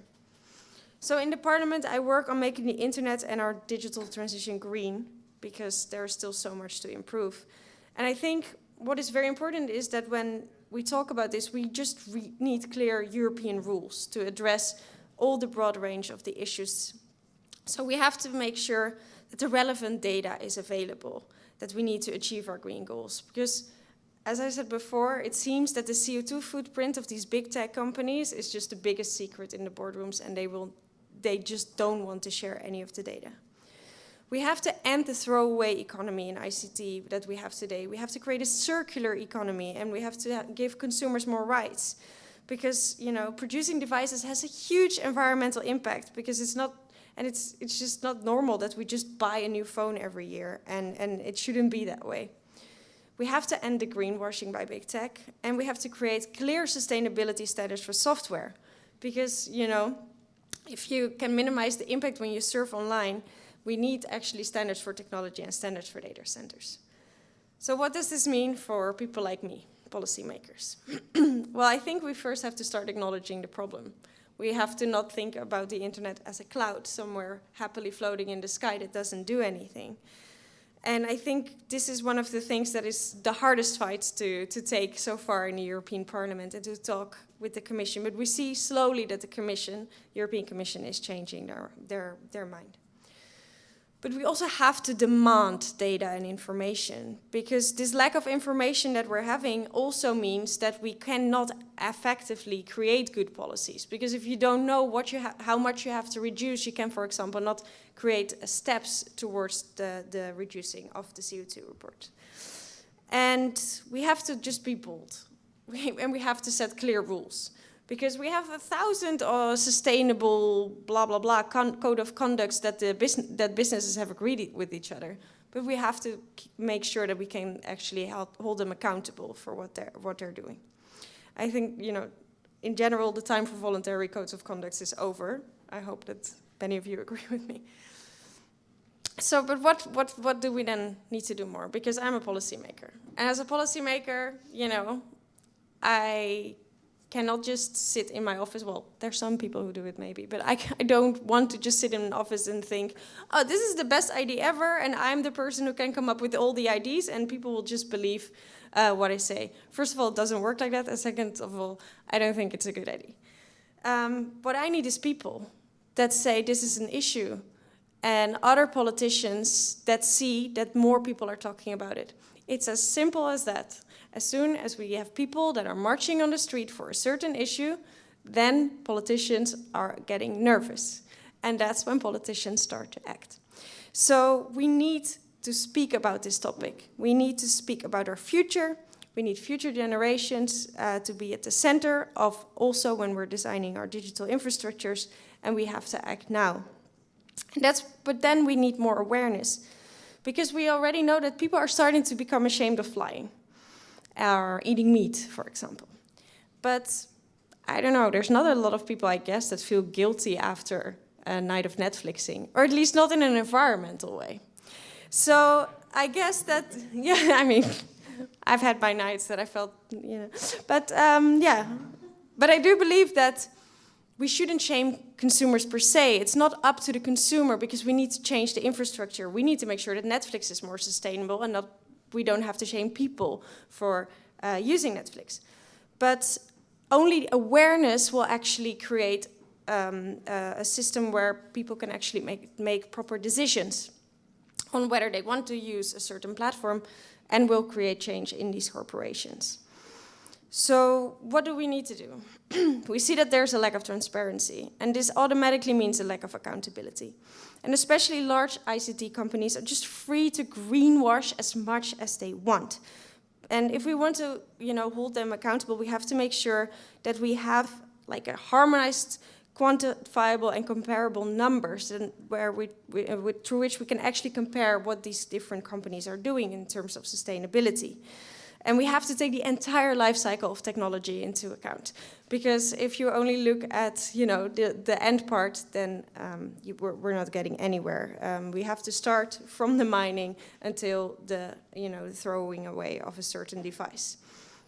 But we also just need clear rules and standards, because we see that competitors can just, you know, do a cheaper job and then win in this capitalist society. And this is something we really have to change, and that's why we need minimum standards of sustainability on devices, but also for software, because we need environmental rules for software. We have to say, if you are creating software, please make sure that you don't need to use a whole data center for it. And we also have to take into account, for example, the computing power of AI systems while programming it. And I think websites should also be designed to be as efficient as possible from an environmental perspective.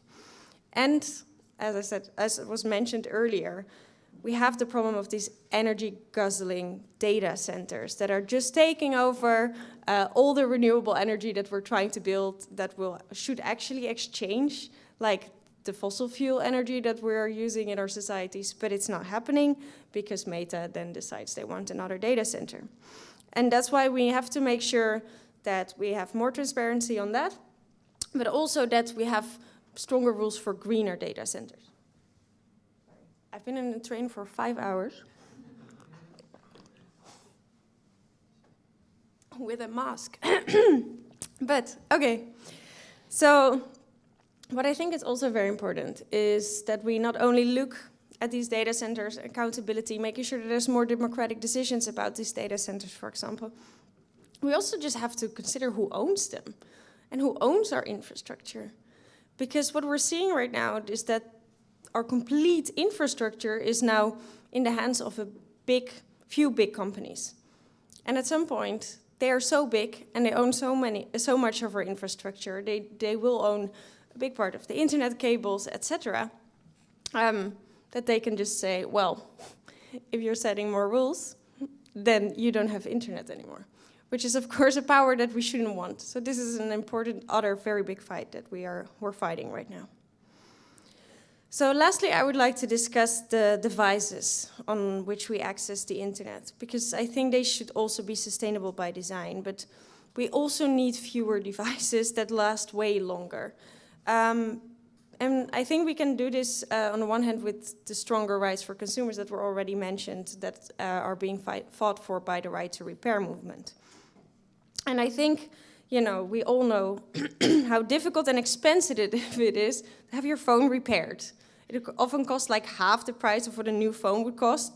You know you won't have any guarantees anymore after you did it. And then in the case that you actually manage to not break your phone within a year, then your phone starts getting slower after a couple of years, or it doesn't support apps or updates. And I think really this should stop. So we need a strong right to repair. Oh, I'm sorry. And we need a right against premature obsolescence. But I'm going to tell you, this is going to be a huge fight. This is the fight that we're going to fight this year in the European Parliament. We're definitely not there yet. Because when you talk about all of this, then we're often called like Amish. We want to go back to this non-internet horse and carriage society. And I think this is not only a question of limits or that it's not allowed. It also presents huge opportunities. So let's also talk a bit about that. Because people want to make sustainable choices. And sustainability in itself can be a good business model. I'm really sorry. I had the test yesterday, I'm fine. And sustainability in itself can be a very good business model. We also have to highlight the benefits of ICT sustainability. We see that renewables are often cheaper, recycling can be both sustainable and economically viable too, and even create entire job markets.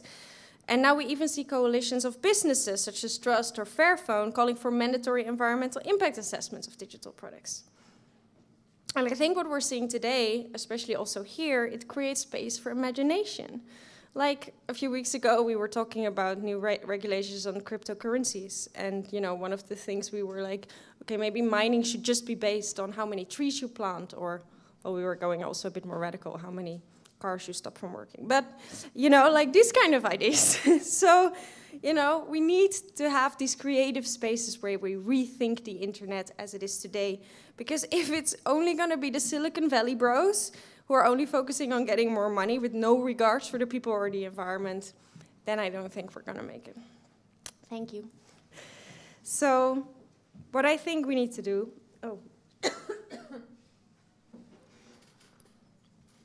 is to make sure that the digital transition promotes and does not hamper the green transition. And I will keep on fighting to make sure upcoming EU legislation takes the environmental impact and environmental risks of the ICT sector into account, takes it seriously, and it will oblige companies to limit the environmental impact of digital products and services. But I need you. I need you to show us the opportunities. I need you to stand up and say, I want a sustainable internet. I want sustainable ICT. And there are amazing different companies and ideas that will actually create a different internet than the business as usual standards. And only then we can really ensure a free, democratic, safe and sustainable digital future where fundamental rights and the planet are respected, both online and offline. Thank you.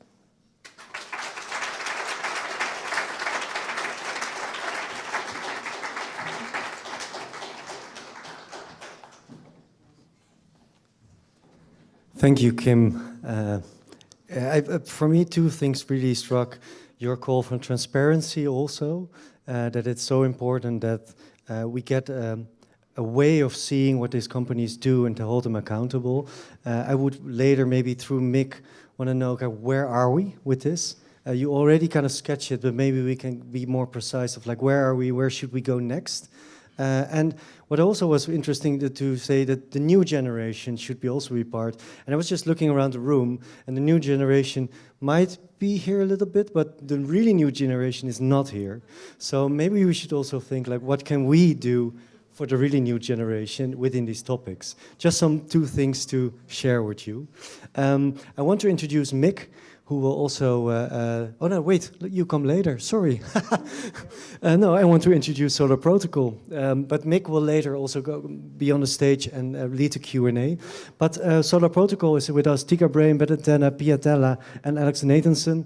Welcome from three very different places. Great that you're here. We have already worked together with installing the solar server at the roof of A-Lab.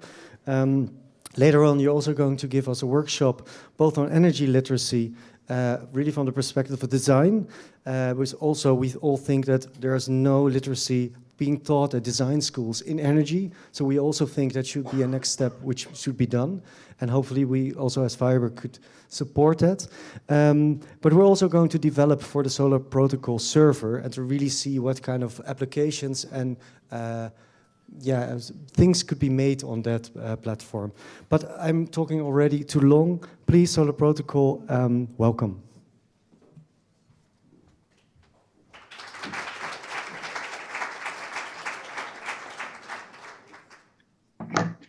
Hey everyone, thank you so much for having us. We are very excited to be a part of this and hear all the other speakers. My name is Alex Nathanson.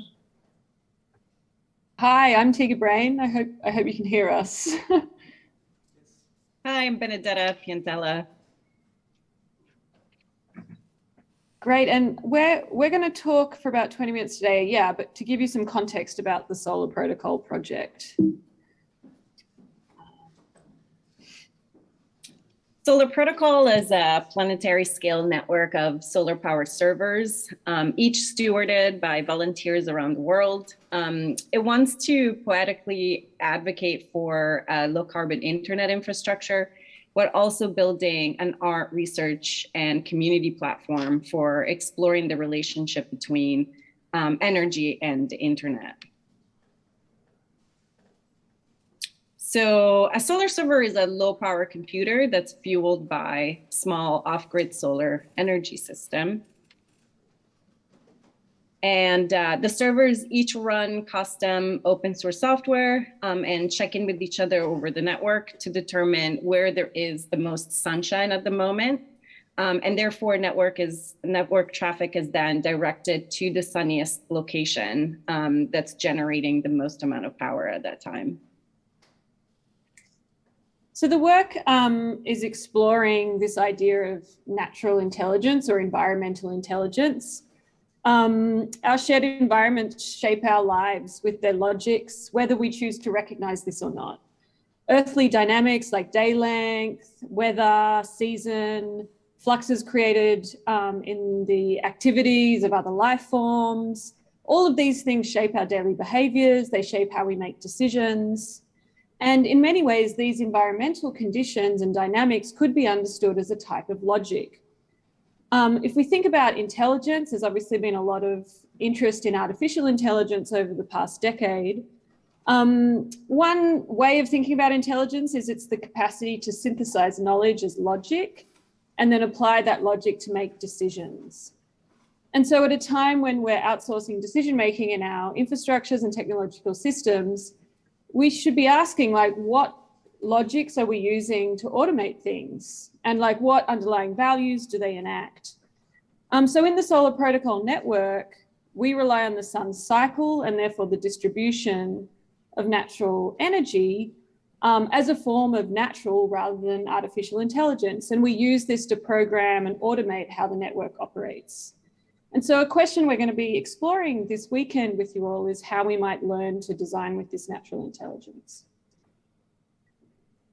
So Solar Protocol started as an experiment and has now grown into a worldwide experiment with through this international prototype that's distributed across multiple time zones.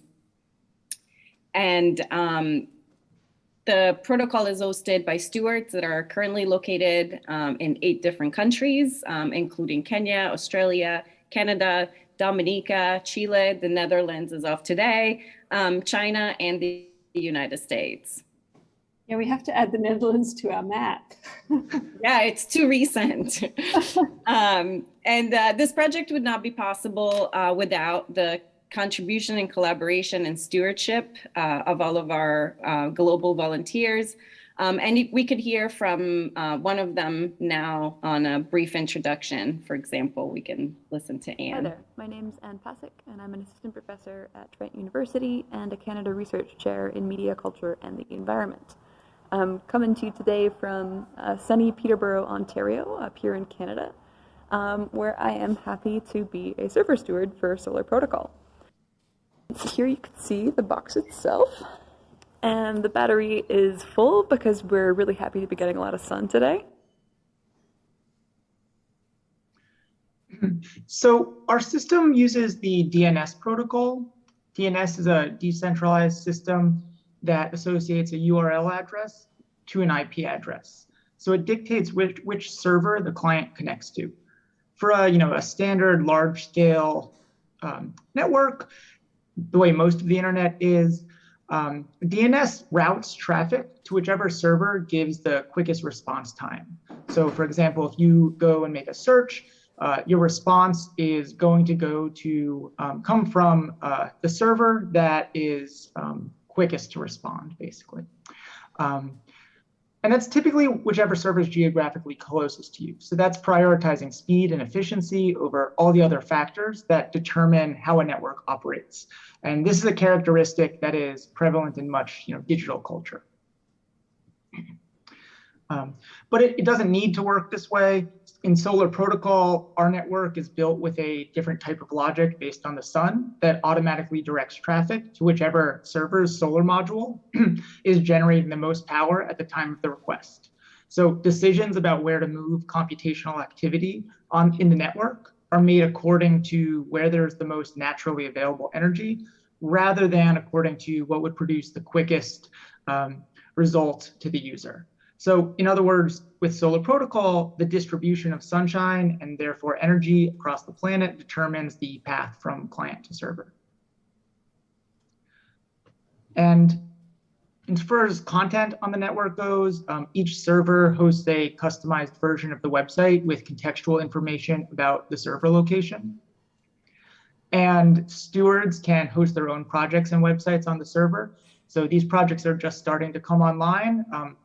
Some projects on the network right now include the website of the Low Carbon Research Methods Group at Trent University, Canada, which is run by Anne Pasick, who you just heard from in that video. Another recent project that's on the network is the website for the Extinction Rebellion Solarpunk Storytelling Contest. And on the front page of the site, you may have also noticed that there is this visualization. And so this is a data visualization of the last 3 days of network activity. Each band represents a server in the network, and the colored lines show you which server has been the active server over the last 3 days. So you can see how it sort of jumps around based on sunshine levels, where the sunshine levels are indicated by the yellow blocks of color on that graphic. Another view of this data is here. Maybe this is a little clearer to read, where the green indicates when each server is the active server, And it might be too small to see, but the very last one there is the Netherlands server. So we're really excited to have this is actually our first European server in the network. We're also experimenting with different approaches to front-end design and UX. What we're calling energy flexible interfaces. So the website actually changes depending on battery levels. If the batteries get really low in the active server, you sort of see a low resolution version of the site. And so with this in mind, each server's data, as well as the routing from the network as a whole, is available through an open API that is freely accessible. And this is a core part of the sort of growth of our network, is trying to become more of a platform for research, art making, and just generally have it be more of a community-oriented project. A couple of more details on design decisions. We really tried to reduce the size of the website, reducing image sizes, and not using things like JavaScript, which mean computational work is being done in the browser. So instead, in our system, we generate all the data visualizations and the graphics you see server side. And this means that our servers are doing the heavy lifting as opposed to your computer or your browser. And in this way, we can be sure that that computational work is being powered by solar power rather than grid energy, which is also likely to be fossil fuel energy. So this inverts a capitalist logic that incentivizes the export of costs to someone somewhere else. Maybe these people are in the future. Maybe these people are, not always visible in the use of these systems. And this opaque relationship between what we consume and the physical or material world is what has obviously helped produce the concurrent ecological crises that we're now within. Minimizing energy consumption in internet infrastructure encourages other ethical design choices as well. For example, not to use energy-intensive tracking technologies. A solar-powered web would reduce the opportunity for these kinds of surveillance and data-driven practices and the business models that go with them.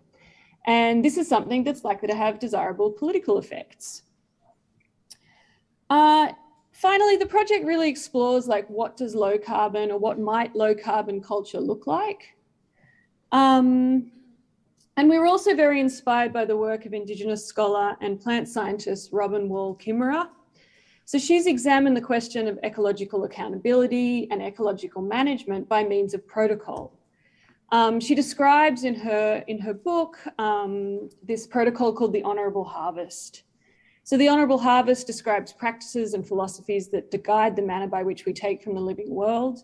Protocols of asking permission, evaluating impact, taking only what you need, using appropriate technology, demonstrating respect, and reciprocating the gift.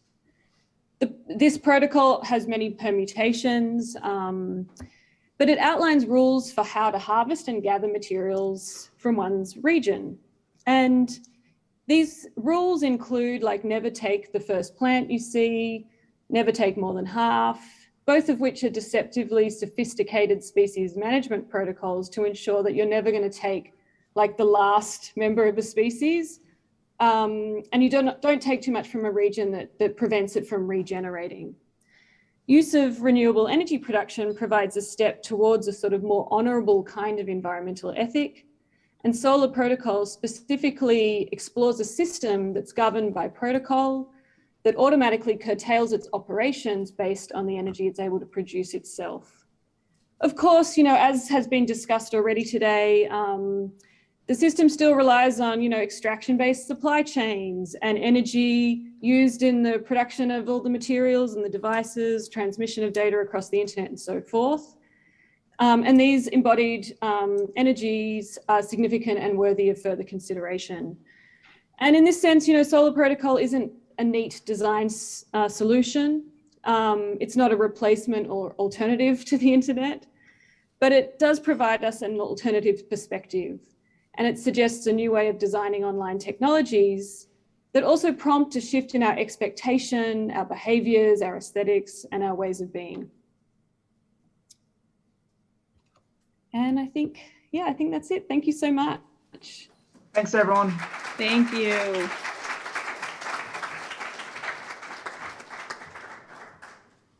Thank you very much for your presentation. I would like to call Mick and Aymeric to the stage for a response.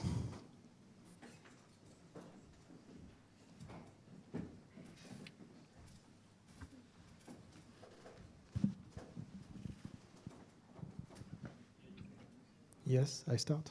Okay. Well, thank you for the invitation, and thank you for the challenge of responding to these two presentations in one very clever 5 minutes.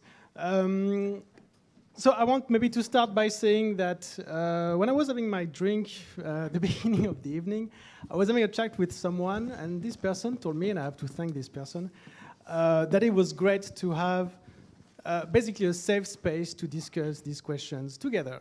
And I thought it was great to hear that, because first of all, it gave me an introduction to these 5 minutes. And next to that, it allowed me to maybe introduce a question that I have that I wanted to ask, that I didn't dare or didn't know exactly how to phrase it, which is both naive and simple, and maybe, but at least honest. It's what is it that we're doing here? Because I'm not quite entirely sure. The reason why I'm saying that is from the perspective of being a cultural worker and by attending an event that belongs to the field of art and culture production. And we know that currently there is a lot of pressure put on artists and designers, both as being citizens, of course, but as well as being practitioners, to engage with complex topics like climate crisis. This is something that you can read in EU policy with the New Green Deal, or sorry, the Green New Deal, and also the New Bauhaus project, where there is a demand for artists and designers to engage with these questions. You can also see that from writings of environmental economists, but also political theorists. Artists and designers need to be brought on board with these heavy societal issues. On practice, however, what happens very often is that this translates into having artists and designers sitting in meetings where they are asked to illustrate the concept of someone else, because they are great illustrators, they are great communicators, and that's the end of the story. It rarely goes beyond this point. But what we see today in art schools, but what we also see today with the kind of project presented here tonight, and also that we're going to be seeing in the coming days, is that art and design practices today go well beyond the question of illustration and communication. They involve let's say, all sorts of skills that are extremely complex and are able to develop a project that are not trivial at all. But these circuits in which they are distributed and circulating are very often completely disconnected from the places where these projects should be actually be visible or challenged or discussed. And I do find that very difficult, because as a result, many of these projects end up being quite complicated to understand or to analyze, at least for me.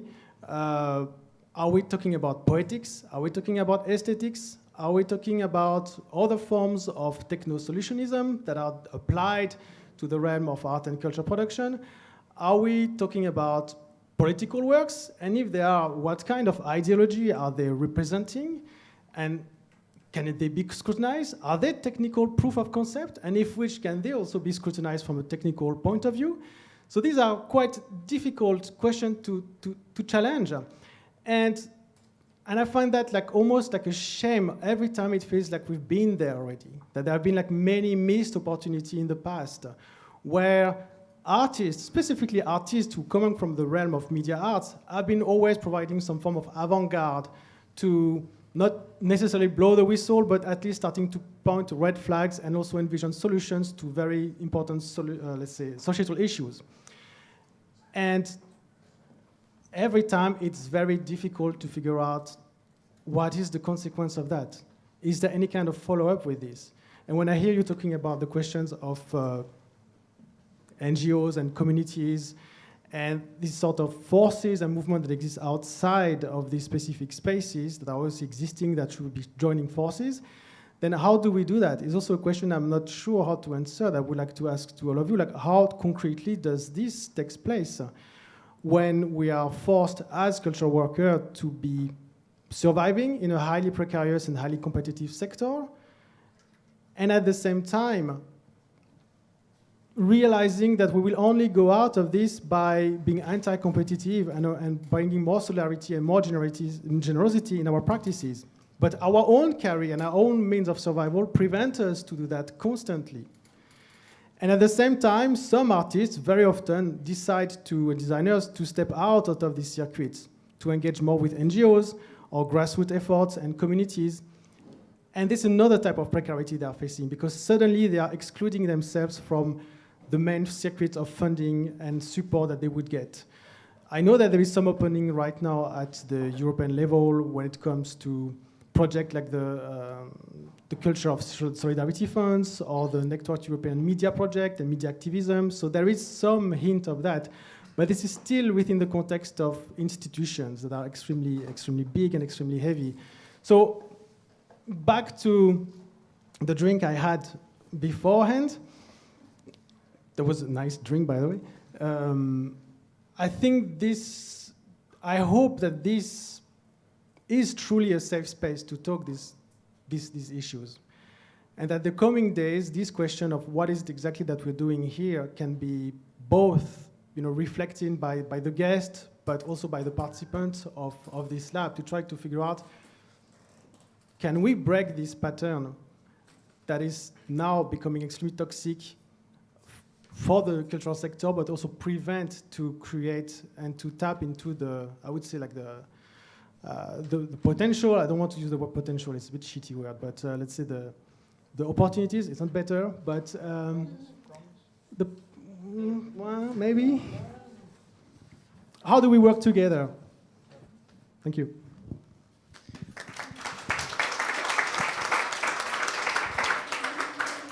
Yeah, thank you. I think for me personally, what I hear about is rules, limitations, and also like how the system works. And what I like for the Solar Protocol is if you can see that the websites all work together to give you the website that you want. And they think about it in a way that they consider the environment that they're in, they're considering the tasks that they have to fulfill, and there's almost no ego. And I think that's also something that I like to take away. Like, it seems like we're the only species that has this ego that we're going to be the one who solve it, right? We have the answer. And I think that kind of brings me to the talk of Kim. And I'm like, yeah, I kind of understand what you said, right? Like, you're in this position, everybody say, I'm the one who's going to do it. I'm the one who's going to push this protocol or this bill or whatever. And I think I'll only like, by the time that you have it and you have gotten your peers with you, there's already a new technology.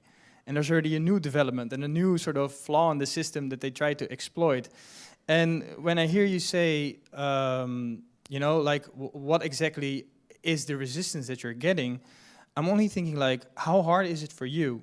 And you can be as honest as you want. But how hard is it for you to get your peers on that level when we talk, for instance, about energy literacy or about the emissions? Like, what are you dealing with on a weekly basis in this case? And what do you do to get these people on your case?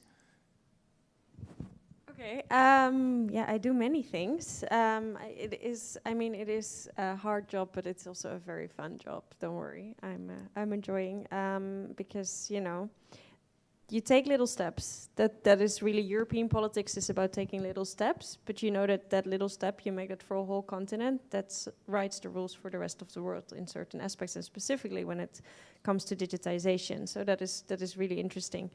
And I think what is most important is indeed to, actually I think one of the things I try to explain to my peers very often is that technology isn't like in Hollywood. And that is something I have to explain continuously. So I work on artificial intelligence, the new Artificial Intelligence Act that has to regulate artificial intelligence. It's very complicated. But then, you know, you get all these people that are like, oh my God, yeah, but, you know, like, soon we have robots that look exactly like humans and they are the same and we don't distinguish them anymore and that's what we have to regulate. It's like, no, we actually have to regulate that, like, the very dumb algorithms don't, you know, ruin people's lives. That's what that's where we're at right now. So I think that is one of the important things, that it's actually just about explaining basic technology. And I think the second part is to indeed find the people that are either involved in digital or in environmental, and try to talk with them and try to really, like, open their eyes to the different aspects that there are. And that is one of the funnest part, actually, of my job. It's tough, but it's also something where you can really try to give people different perspectives. And of course, there's some other politicians in the European Parliament that, you know, don't have to try. But then there are amazing NGOs that I can say, like, hey, maybe you should tell them that what they're doing is not all right.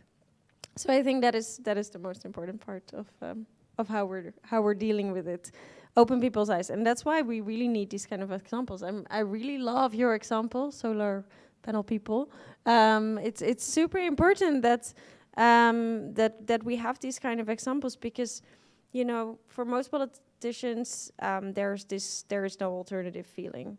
And then on the European level, it's also, yeah, but we have China and the US and blah, and we have to be the best, and that's why we need our own Facebook and our own Google. And it's just like, yeah, but we're at the same time regulating these companies because of what they're doing is not okay. So that is sort of like where we're at right now, where we're But yeah, I think the most important thing you have to know about Europe and digital policies right now is that the mission is called A Europe Fit for a Digital Age. And in practice, that means like fixing the mess of the past 20 years where we didn't do anything. So that's what we're doing right now. I think that brings me to Solar Protocol. Is the mic still on? It is? Yeah? It's not? Okay, then let's see. Yep. Yeah, okay, yeah, this works. Solar Protocol. So obviously then Kim refers to your project as a good example. And well, I'm happy then to say that I saw the little peak. We are the little spike now in Amsterdam. But there's people here that will not join for the rest of the weekend and have something like, oh my God, like, how do I get started with this? And I think that also brings like it a little bit together. Like, what is this first thing that you want to give people in this room to say, like, okay, this is what the first step towards this bigger future that we're dreaming of? Yeah, great question. I mean, I think the work that, such as the explorations we're doing, but also many other people in the field, right, that have been discussed today, I think it's really important to provide like ways of thinking and imagining how we can think about technologies differently, right? How we can imagine like what light, low carbon alternatives are, alternatives to the sort of crypto crazes and the metaverse style work that obviously is in the mainstream. So I think like paying attention to those types of practices would be a place to start. I mean, I think we've talked a lot about this question, right? And we're not advocating through this project that every person, you know, in the Netherlands should go and get themselves a solar server and run a Raspberry Pi off a solar panel. Like, obviously, that in itself would have an impact. And, you know, there's not everybody wants to run and be a systems administrator, right? So I think we also need to acknowledge that a lot of the solutions that we're talking about also do need to be centralized, right? It's much more efficient to like choose green hosting and be take into consideration the sort of decisions you're making about how you manage your own digital technologies based on an understanding of their impacts. Sorry, go on. I didn't mean to cut you off. Go for it. Oh, I guess I'm just saying that, but it's also not just I'm also not advocating that this is just something that, you know, we can all just solve through our like consumer choices, and that we need to be like pushing for regulation and systemic change from folks like the big tech companies. I mean, I think it's a very difficult question to answer because it gets to the heart of what is the role of community, education, art, design, and other sort of less quantifiable things within the climate crisis and our response to it. So, you know, if we think of art making and design as, you know, through the lens of like skill sharing or, you know, sharing tactics for addressing the climate crisis, then I think we have one answer. If we respond to it purely from like, you know, an energy awareness sort of angle, we'll have a totally different answer for you. But I think, you know, for us, it's really about, well, actually, I'll say maybe for me, because I think all of us will have a different answer to this question. But, you know, it's about transparency in our infrastructure and thinking about infrastructure as a part of culture. And if we think of infrastructure as a part of culture, it maybe makes it easier for us to think about the climate crisis as having, you know, variations all over the world, and opens up, you know, the possibility to be more willing to think about these things as, you know, how do we find local solutions? How do we find indigenous expertise that can provide and lead in the climate crisis and things like that? So, yeah. And I feel like circling kind of back to what you all were discussing earlier, I guess like the only thing that I would add is from a individual perspective, I think questioning is the first step, right? And so like you were mentioning, questioning who owns the infrastructure that you're currently using, what are the values and interests at play, and can you kind of, you know, go on a mental exercise rethinking about how that service or platform or tool or interaction that you're engaging in could be reframed in the context of, you know, whether it's like a, you know, a more energy positive lens or a more equitable, more accessible lens. And so I think that's also an exercise that I don't know that most end users do on a kind of regular basis, is questioning where their resources come from and who is actually in charge of the systems that they take place in. So. Okay, thank you. Then I would like to end with like what Alex has noted towards education, right? So Aymeric, we're both educators on the same school. I think the question would be, what will you take away from this entire night, which you would say like, I want to implement this in my education?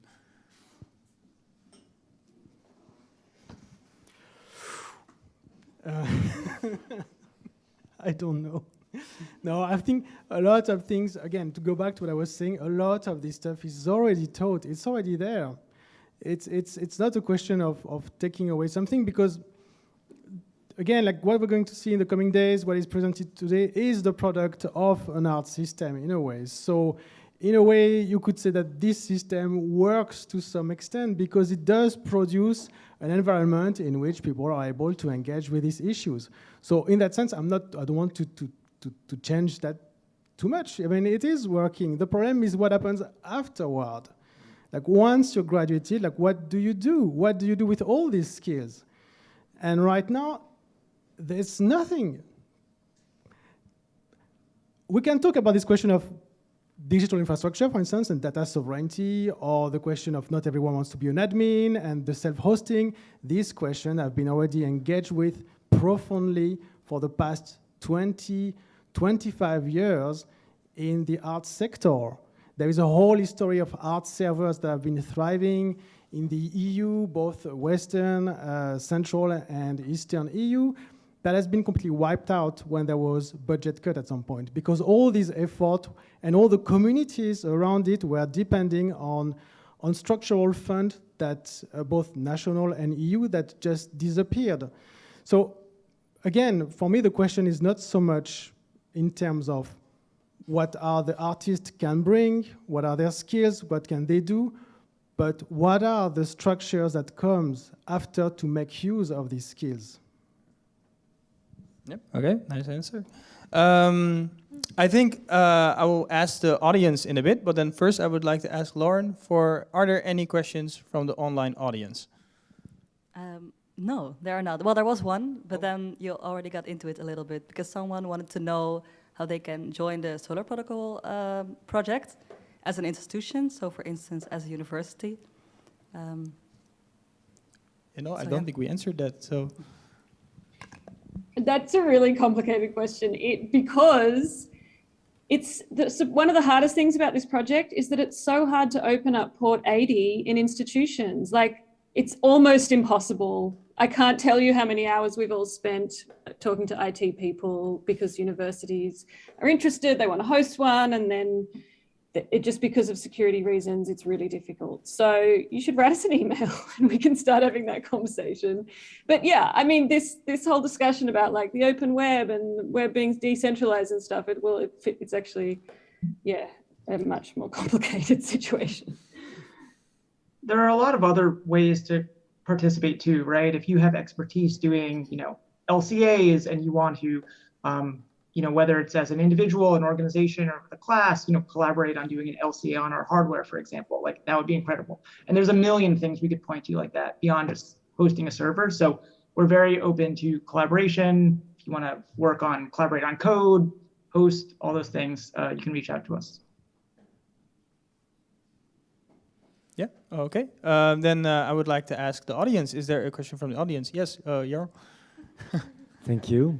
Now I want to circle back with what Aymeric is bringing into the conversation, because I think it's very interesting now to go back to it and say, maybe Kim, would you like to respond to what Aymeric said of like, how can, and maybe also vice versa from the arts to policy, how can we then take a step that doesn't bring us back in a loop that another 20 years we're doing the same, but that we're actually stepping out of the frame of art and connect with kind of policy and implement things that already have been done for 20 years, or maybe do something new. Like, how do we do that? And how do we then indeed work together, as Aymeric said? Could you maybe respond to that? And maybe also others that might want to respond, maybe from the audience? Yeah, I think that's a really good question. And I think, the interesting thing I think about both arts and politics is that we have a slightly separate world to what is discussed like in society on a daily basis sometimes. We try to connect with it, but in the end, no one's talking right now about the General Product Safety Directive, and I'm really busy with it. And I guess, also in the arts world, there are certain things, certain new ideas or themes that are happening that are not in the mainstream daily birthday party discussion. So what I think is important is that we really try to see where we can find each other. And for example, when we're talking about artificial intelligence, there are very interesting art projects. There have been very interesting art projects on biometric surveillance. And that have, come together with certain NGOs that then use that again. Also in the European Parliament, when there is no pandemic, so I don't know if it's ever going to happen again, but in principle, you can host art exhibitions, which I think is a really interesting way of opening up, the minds of politicians and connect these worlds where both have to think out of the box sometimes. Politicians don't do it often enough, in my opinion, but we can think out of the box. This is the frustration I have many times when it's like, but we make the rules, It's like, no, it's not possible, but we are the ones making the rules, come on. And I think because when you come from an arts mindset where, you can break all the rules, there are no rules, I think that combination can be really interesting, and I think that's where we find each other. So and then when you look at it in practice, I think it really means, when you're working on a topic, talk with NGOs, and because NGOs are completely aware of what is happening in this real political sub-world, and see where you can strengthen each other and how you can also strengthen their message again, for example. And then you can also, of course, talk to politicians who are on your side. They can direct you again then to the NGOs. Because in the end, if it comes from like not another politician, it's always stronger than if it comes from another politician. But but what about talking about policy? Well, what about the point I was trying to make about this question of the budget cut, for instance, or this question of economic? Because it's nice to be able to talk to NGOs. It's nice to organize exhibition for politicians to walk through and then to think, oh, this is nice and inspiring. However, we have to pay the rent. We have to eat food. We have to survive and compete with each other in a very, very aggressive market, which is the art sector. How do we deal with that? Like, how can electoral politics, how can EU policy can help us with this precisely, which I think I would put, as a higher priority. If we look, for instance, and I'm not saying that because you're from Groenlinks, but I'm just want to say it. I promise it has nothing to do with that. That by Eén, for instance, in Rotterdam, they are trying to tackle the problem of gentrification very specifically by saying, okay, we have a problem of the decentralization of funding is an issue. The problem of large institutions is an issue. We need to rethink entirely the cultural sector. So that's the. I would like to know, like, do you have an opinion about this? Do you do well? How would you tackle this problem concretely? So I'm not a member of the Cultural Committee, but I am a member of the Social Affairs Committee and the Employment Committee in the European Parliament. And this is where the discussions are always very tense, because for a lot of politicians, like, no, my welfare state is amazing. And it's like, yeah, well, but there's still a lot of people, that are not able to pay their rent, not able to provide food for their families. Yeah, and this is something, oh my God, I'm gonna cough again, I think. Can I maybe get water? It's a very dry throat. But this is a topic where we're working, where I'm fighting really hard. One example is that I'm working on the Platform Work Directive, which is, the directive that tries to make sure that people who work for Uber, Deliveroo, but also a lot of people actually in the cultural sector who work through digital labor platforms are not forced to work as self-employed anymore, that they can actually, get enough enough money. Oh my God, self-centered politician, huh? That they can get enough money and that there is a basic level of, support. And I think in general, not talking about universal basic income, but talking about universal basic support in case you get sick or whatever. We don't have that in many member states, and it's super problematic. And if you fall ill, there's just nothing that will support you. And these are really the fights that we're trying to fight, that we have that all over Europe, a general minimum income, and also making sure that there's minimum welfare for everyone. And I think if we don't do that right, then none of the transitions will happen. The climate transitions also won't happen because people, simply don't have any space to think of anything else than, how am I providing food on the table? And I think that is the most important thing. And indeed, not a fan of austerity, to put it mildly. I think, putting more money into culture, putting more money in the so-called care economy, as we call it in the bubble, is something that is crucial in order to ensure that we actually have creativity, but in general that people have, the mindset to be able to deal with these transitions, because that's the first step. People have to be able to deal with the transition. People have to deal with the fact that our whole societies have to change, and they're going to change because they're becoming more digital, and they're going to change because we have to, adapt our society to the climate crisis. And I think, if we don't provide people with the basic, safety nets, then we're never going to do it. So for me, it's really a priority to fight for at least a minimum standard for everyone in Europe. Is there maybe a response from the audience on this? I saw a hand real quickly on the back. random question about something. A response specifically for this, I think Abdo. Can I might go to Abdo? Yeah, I think for me this is a really interesting conversation, and I think a theme that I really want to interrogate is that, based on what Aymeric said, something really fell. What are we doing here? Like, what do we take out of all of this?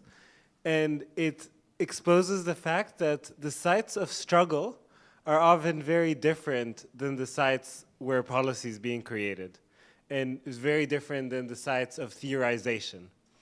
And I'm constantly thinking, okay, how do we take this fight to where the problem is?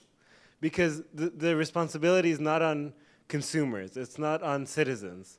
So how do we take this conversation that has been existing for 25 years or longer and take it to an industry based on fast-moving growth, capitalism, accumulating resources, based on how do we go to them and be like, all right, you need to be more responsible about your extraction, your consumption, your energy literacy. How do we take the fight there? So I think that's my question for everyone. Yeah, but maybe also for Kim. Yeah, I think for me this is a really interesting point, right? Where you get to the point where you're like, okay, what are we actually doing, and what's the purpose of it? And you get into this whole existential crisis, like, why would I even try? And I think what's important here, specifically when you know, well, it was said, where is this new generation, right? Why are we already the older generation? I like to think always that, you know, policies then are made for this sort of now, and we're always dealing with how do we solve everything that's happening in the now. And we never really think that far ahead, where we think about, like, why is there not a government for the future in that sense, right? Like, what is something like, who's these people who need to think about what's going to happen within the next 20 years without thinking about what's now? And that's an extremely hard thing, because I think it's proven that everything we did already was built on the foundations that we had, because that was the foundation that worked. I think we've evolved as a society to a certain point where we like to think like this is how we advance. And I also think it's incredibly hard to admit that, to say like, okay, we might have to go back to the drawing board and rethink how we completely did that. Yeah, response from the audience?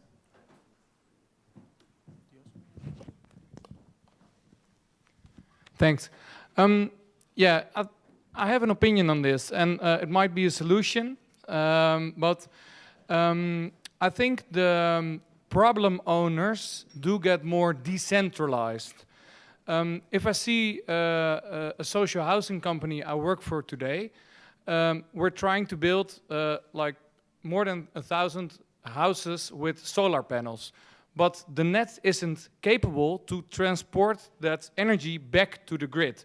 So we have to find a solution to have a smart grid and make it use the energy inside. And the way how these how people think about using that energy for a good purpose can really help to fight those things like net congestion we face now, and we as a social housing company face that problem and want to solve that. So I think there are more parties coming to the table other than fast-moving consumer goods, also other governmental, semi-governmental parties who are facing problems alike and join the conversation along with designers, along with artists.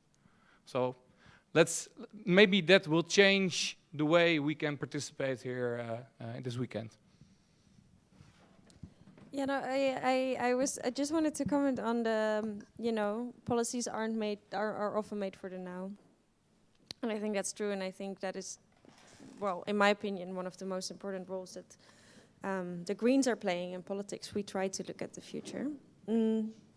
But, you know, the most interesting thing, I think, is what I'm realizing more and more is that we make policies technology neutral, which means that in principle, newly emerging technologies also have to comply to the rules. But what all these Silicon Valley brilliant minds do, is saying, we're so brilliant, this is so different, your rules can't apply to us. We're amazing, we're groundbreaking, everything, blah. Like Uber, it's like, no, we're not a taxi company. You're a taxi company, come on. And now we're working on this platform work directive because they have just decided that they are too brilliant and amazing to not comply to the rules. And I think this is also something that, is a whole other aspect, but something very frustrating and something we really need to change. These corporations just have so much money. You can do as many lawsuits as you want. They can lose all the lawsuits and they're happy to pay the fines because they still have enough money because they don't want to change their business model. So that is also why I think, having this kind of projects, to just shift that idea, but also it's very often, you get the question, so if you don't want private companies, you want everything public, do you really think a government could make a fun Facebook? It's like, no, I don't think so. But there's something else. There's also, cooperative systems, and there's other, systems that are not either public or private, that are based on, people working together, companies working together and setting up, interesting other systems. And I think that is something that we really have to push for. But to really how to bring everything together, I think is one of the hardest questions. And if you ever really, like your question, if you ever have the answer, let me know.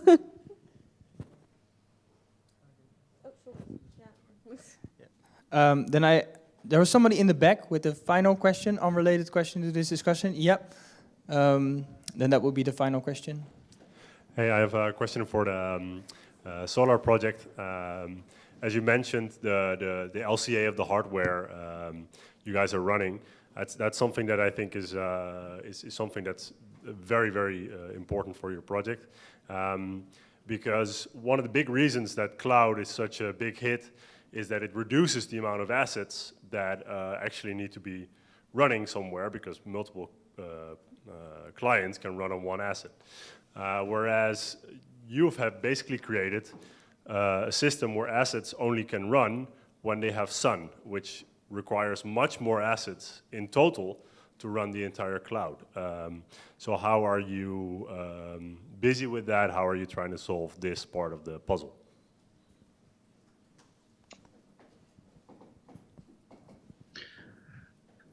Well, I think primarily for us, we want to make it very clear that we're not saying Solar Protocol is a solution to the climate crisis. It's a platform for design research, for community experiments, for skill building, and a whole host of other things. But we are definitely not suggesting that we are, a more environmentally beneficial replacement for cloud computing systems. We do think that if we look at some of the techniques that ourselves and a lot of other folks in this space, Low Tech Magazine is the sort of, I think, preeminent example of this.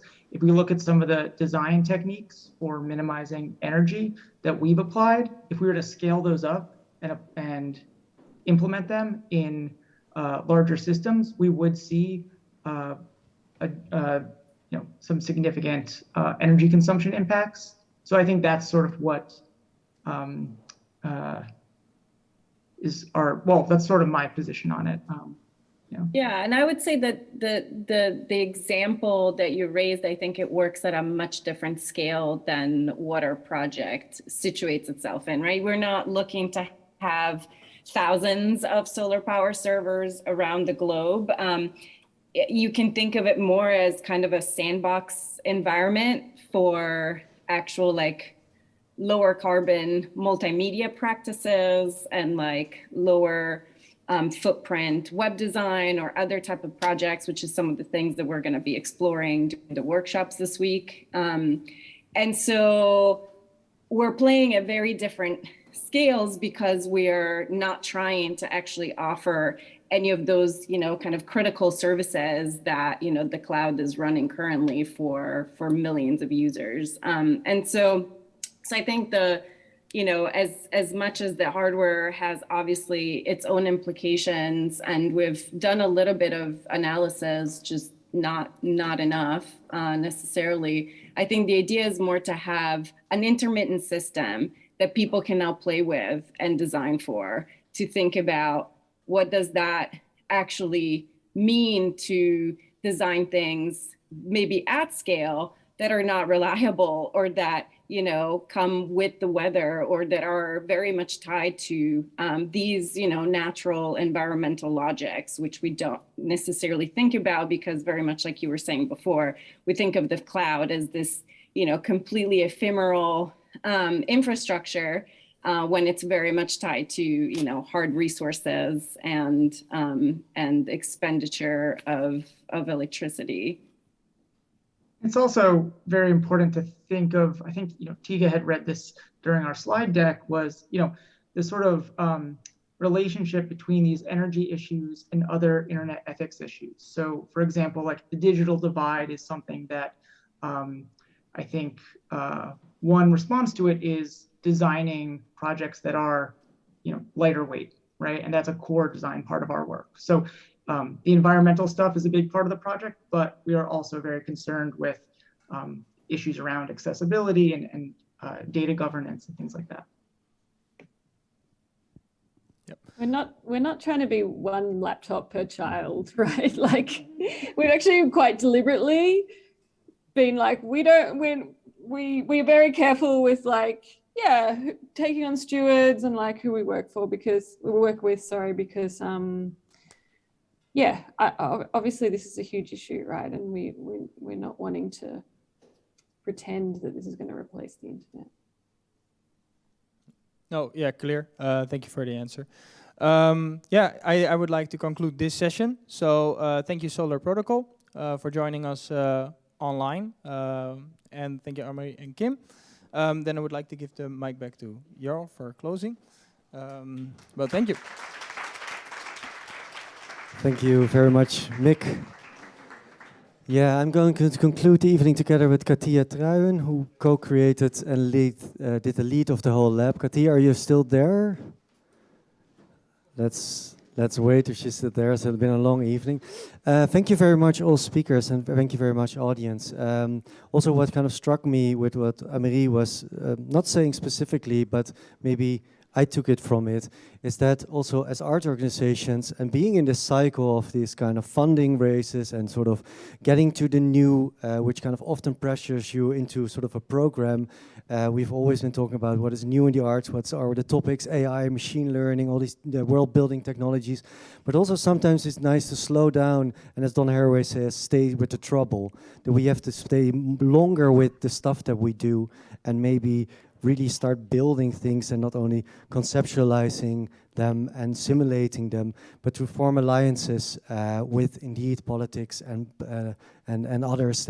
So I kind of took that also from Aymeric as maybe a critique on the art itself and a way to think about it. Although striving also for the new at the same time, which also we don't want to lose. Katía, you're back. Oh, you never left, but we didn't see you. No, I never left. I was in the very active chat in our parallel discussion. Yeah, I would love to say a big thank you to our speakers. I want to first thank Marloes for providing us with these useful terms and notions, from land to enoughness to permacomputing, and to start making this mapping and to stand with these terms. To Michelle for fostering solarpunk provocations and getting rid of our carbon tunnel vision. To Abdo for calling us to weaponize dissonance and to contribute to de-imagining and decolonizing the internet first, also emphasized by Shayna. Thanks to Kim for fighting for the data and transparency and the rules and the regulations that are so needed. I want to thank the Solar Protocol team for your emphasis on energy-centered design, to Mick for all the questions, and finally, indeed, Aymeric for actually asking what are we doing here and how do we work together beyond this very space. And not ignoring the position and the precarity of the cultural field, which we didn't discuss enough yet, but hopefully you will do at the drinks and also here in the chat, where indeed there is also this active discussion. And following up though, how do we take the fight to where the struggle and the problems are? I want to thank the Fiber team, everyone at A-Lab, and you, the audience, for joining us here and remotely via the Fiber and MOSFET stream. Also, you are all very welcome to join us again in this room. I will be there too, because that's Sunday at 5:30 for a final gathering and presentation of the lab. Well, I say final, but hopefully it's very at the beginning still, and hopefully we can continue to think and act and be committed to these questions collectively. Thank you. Thank you. And with that,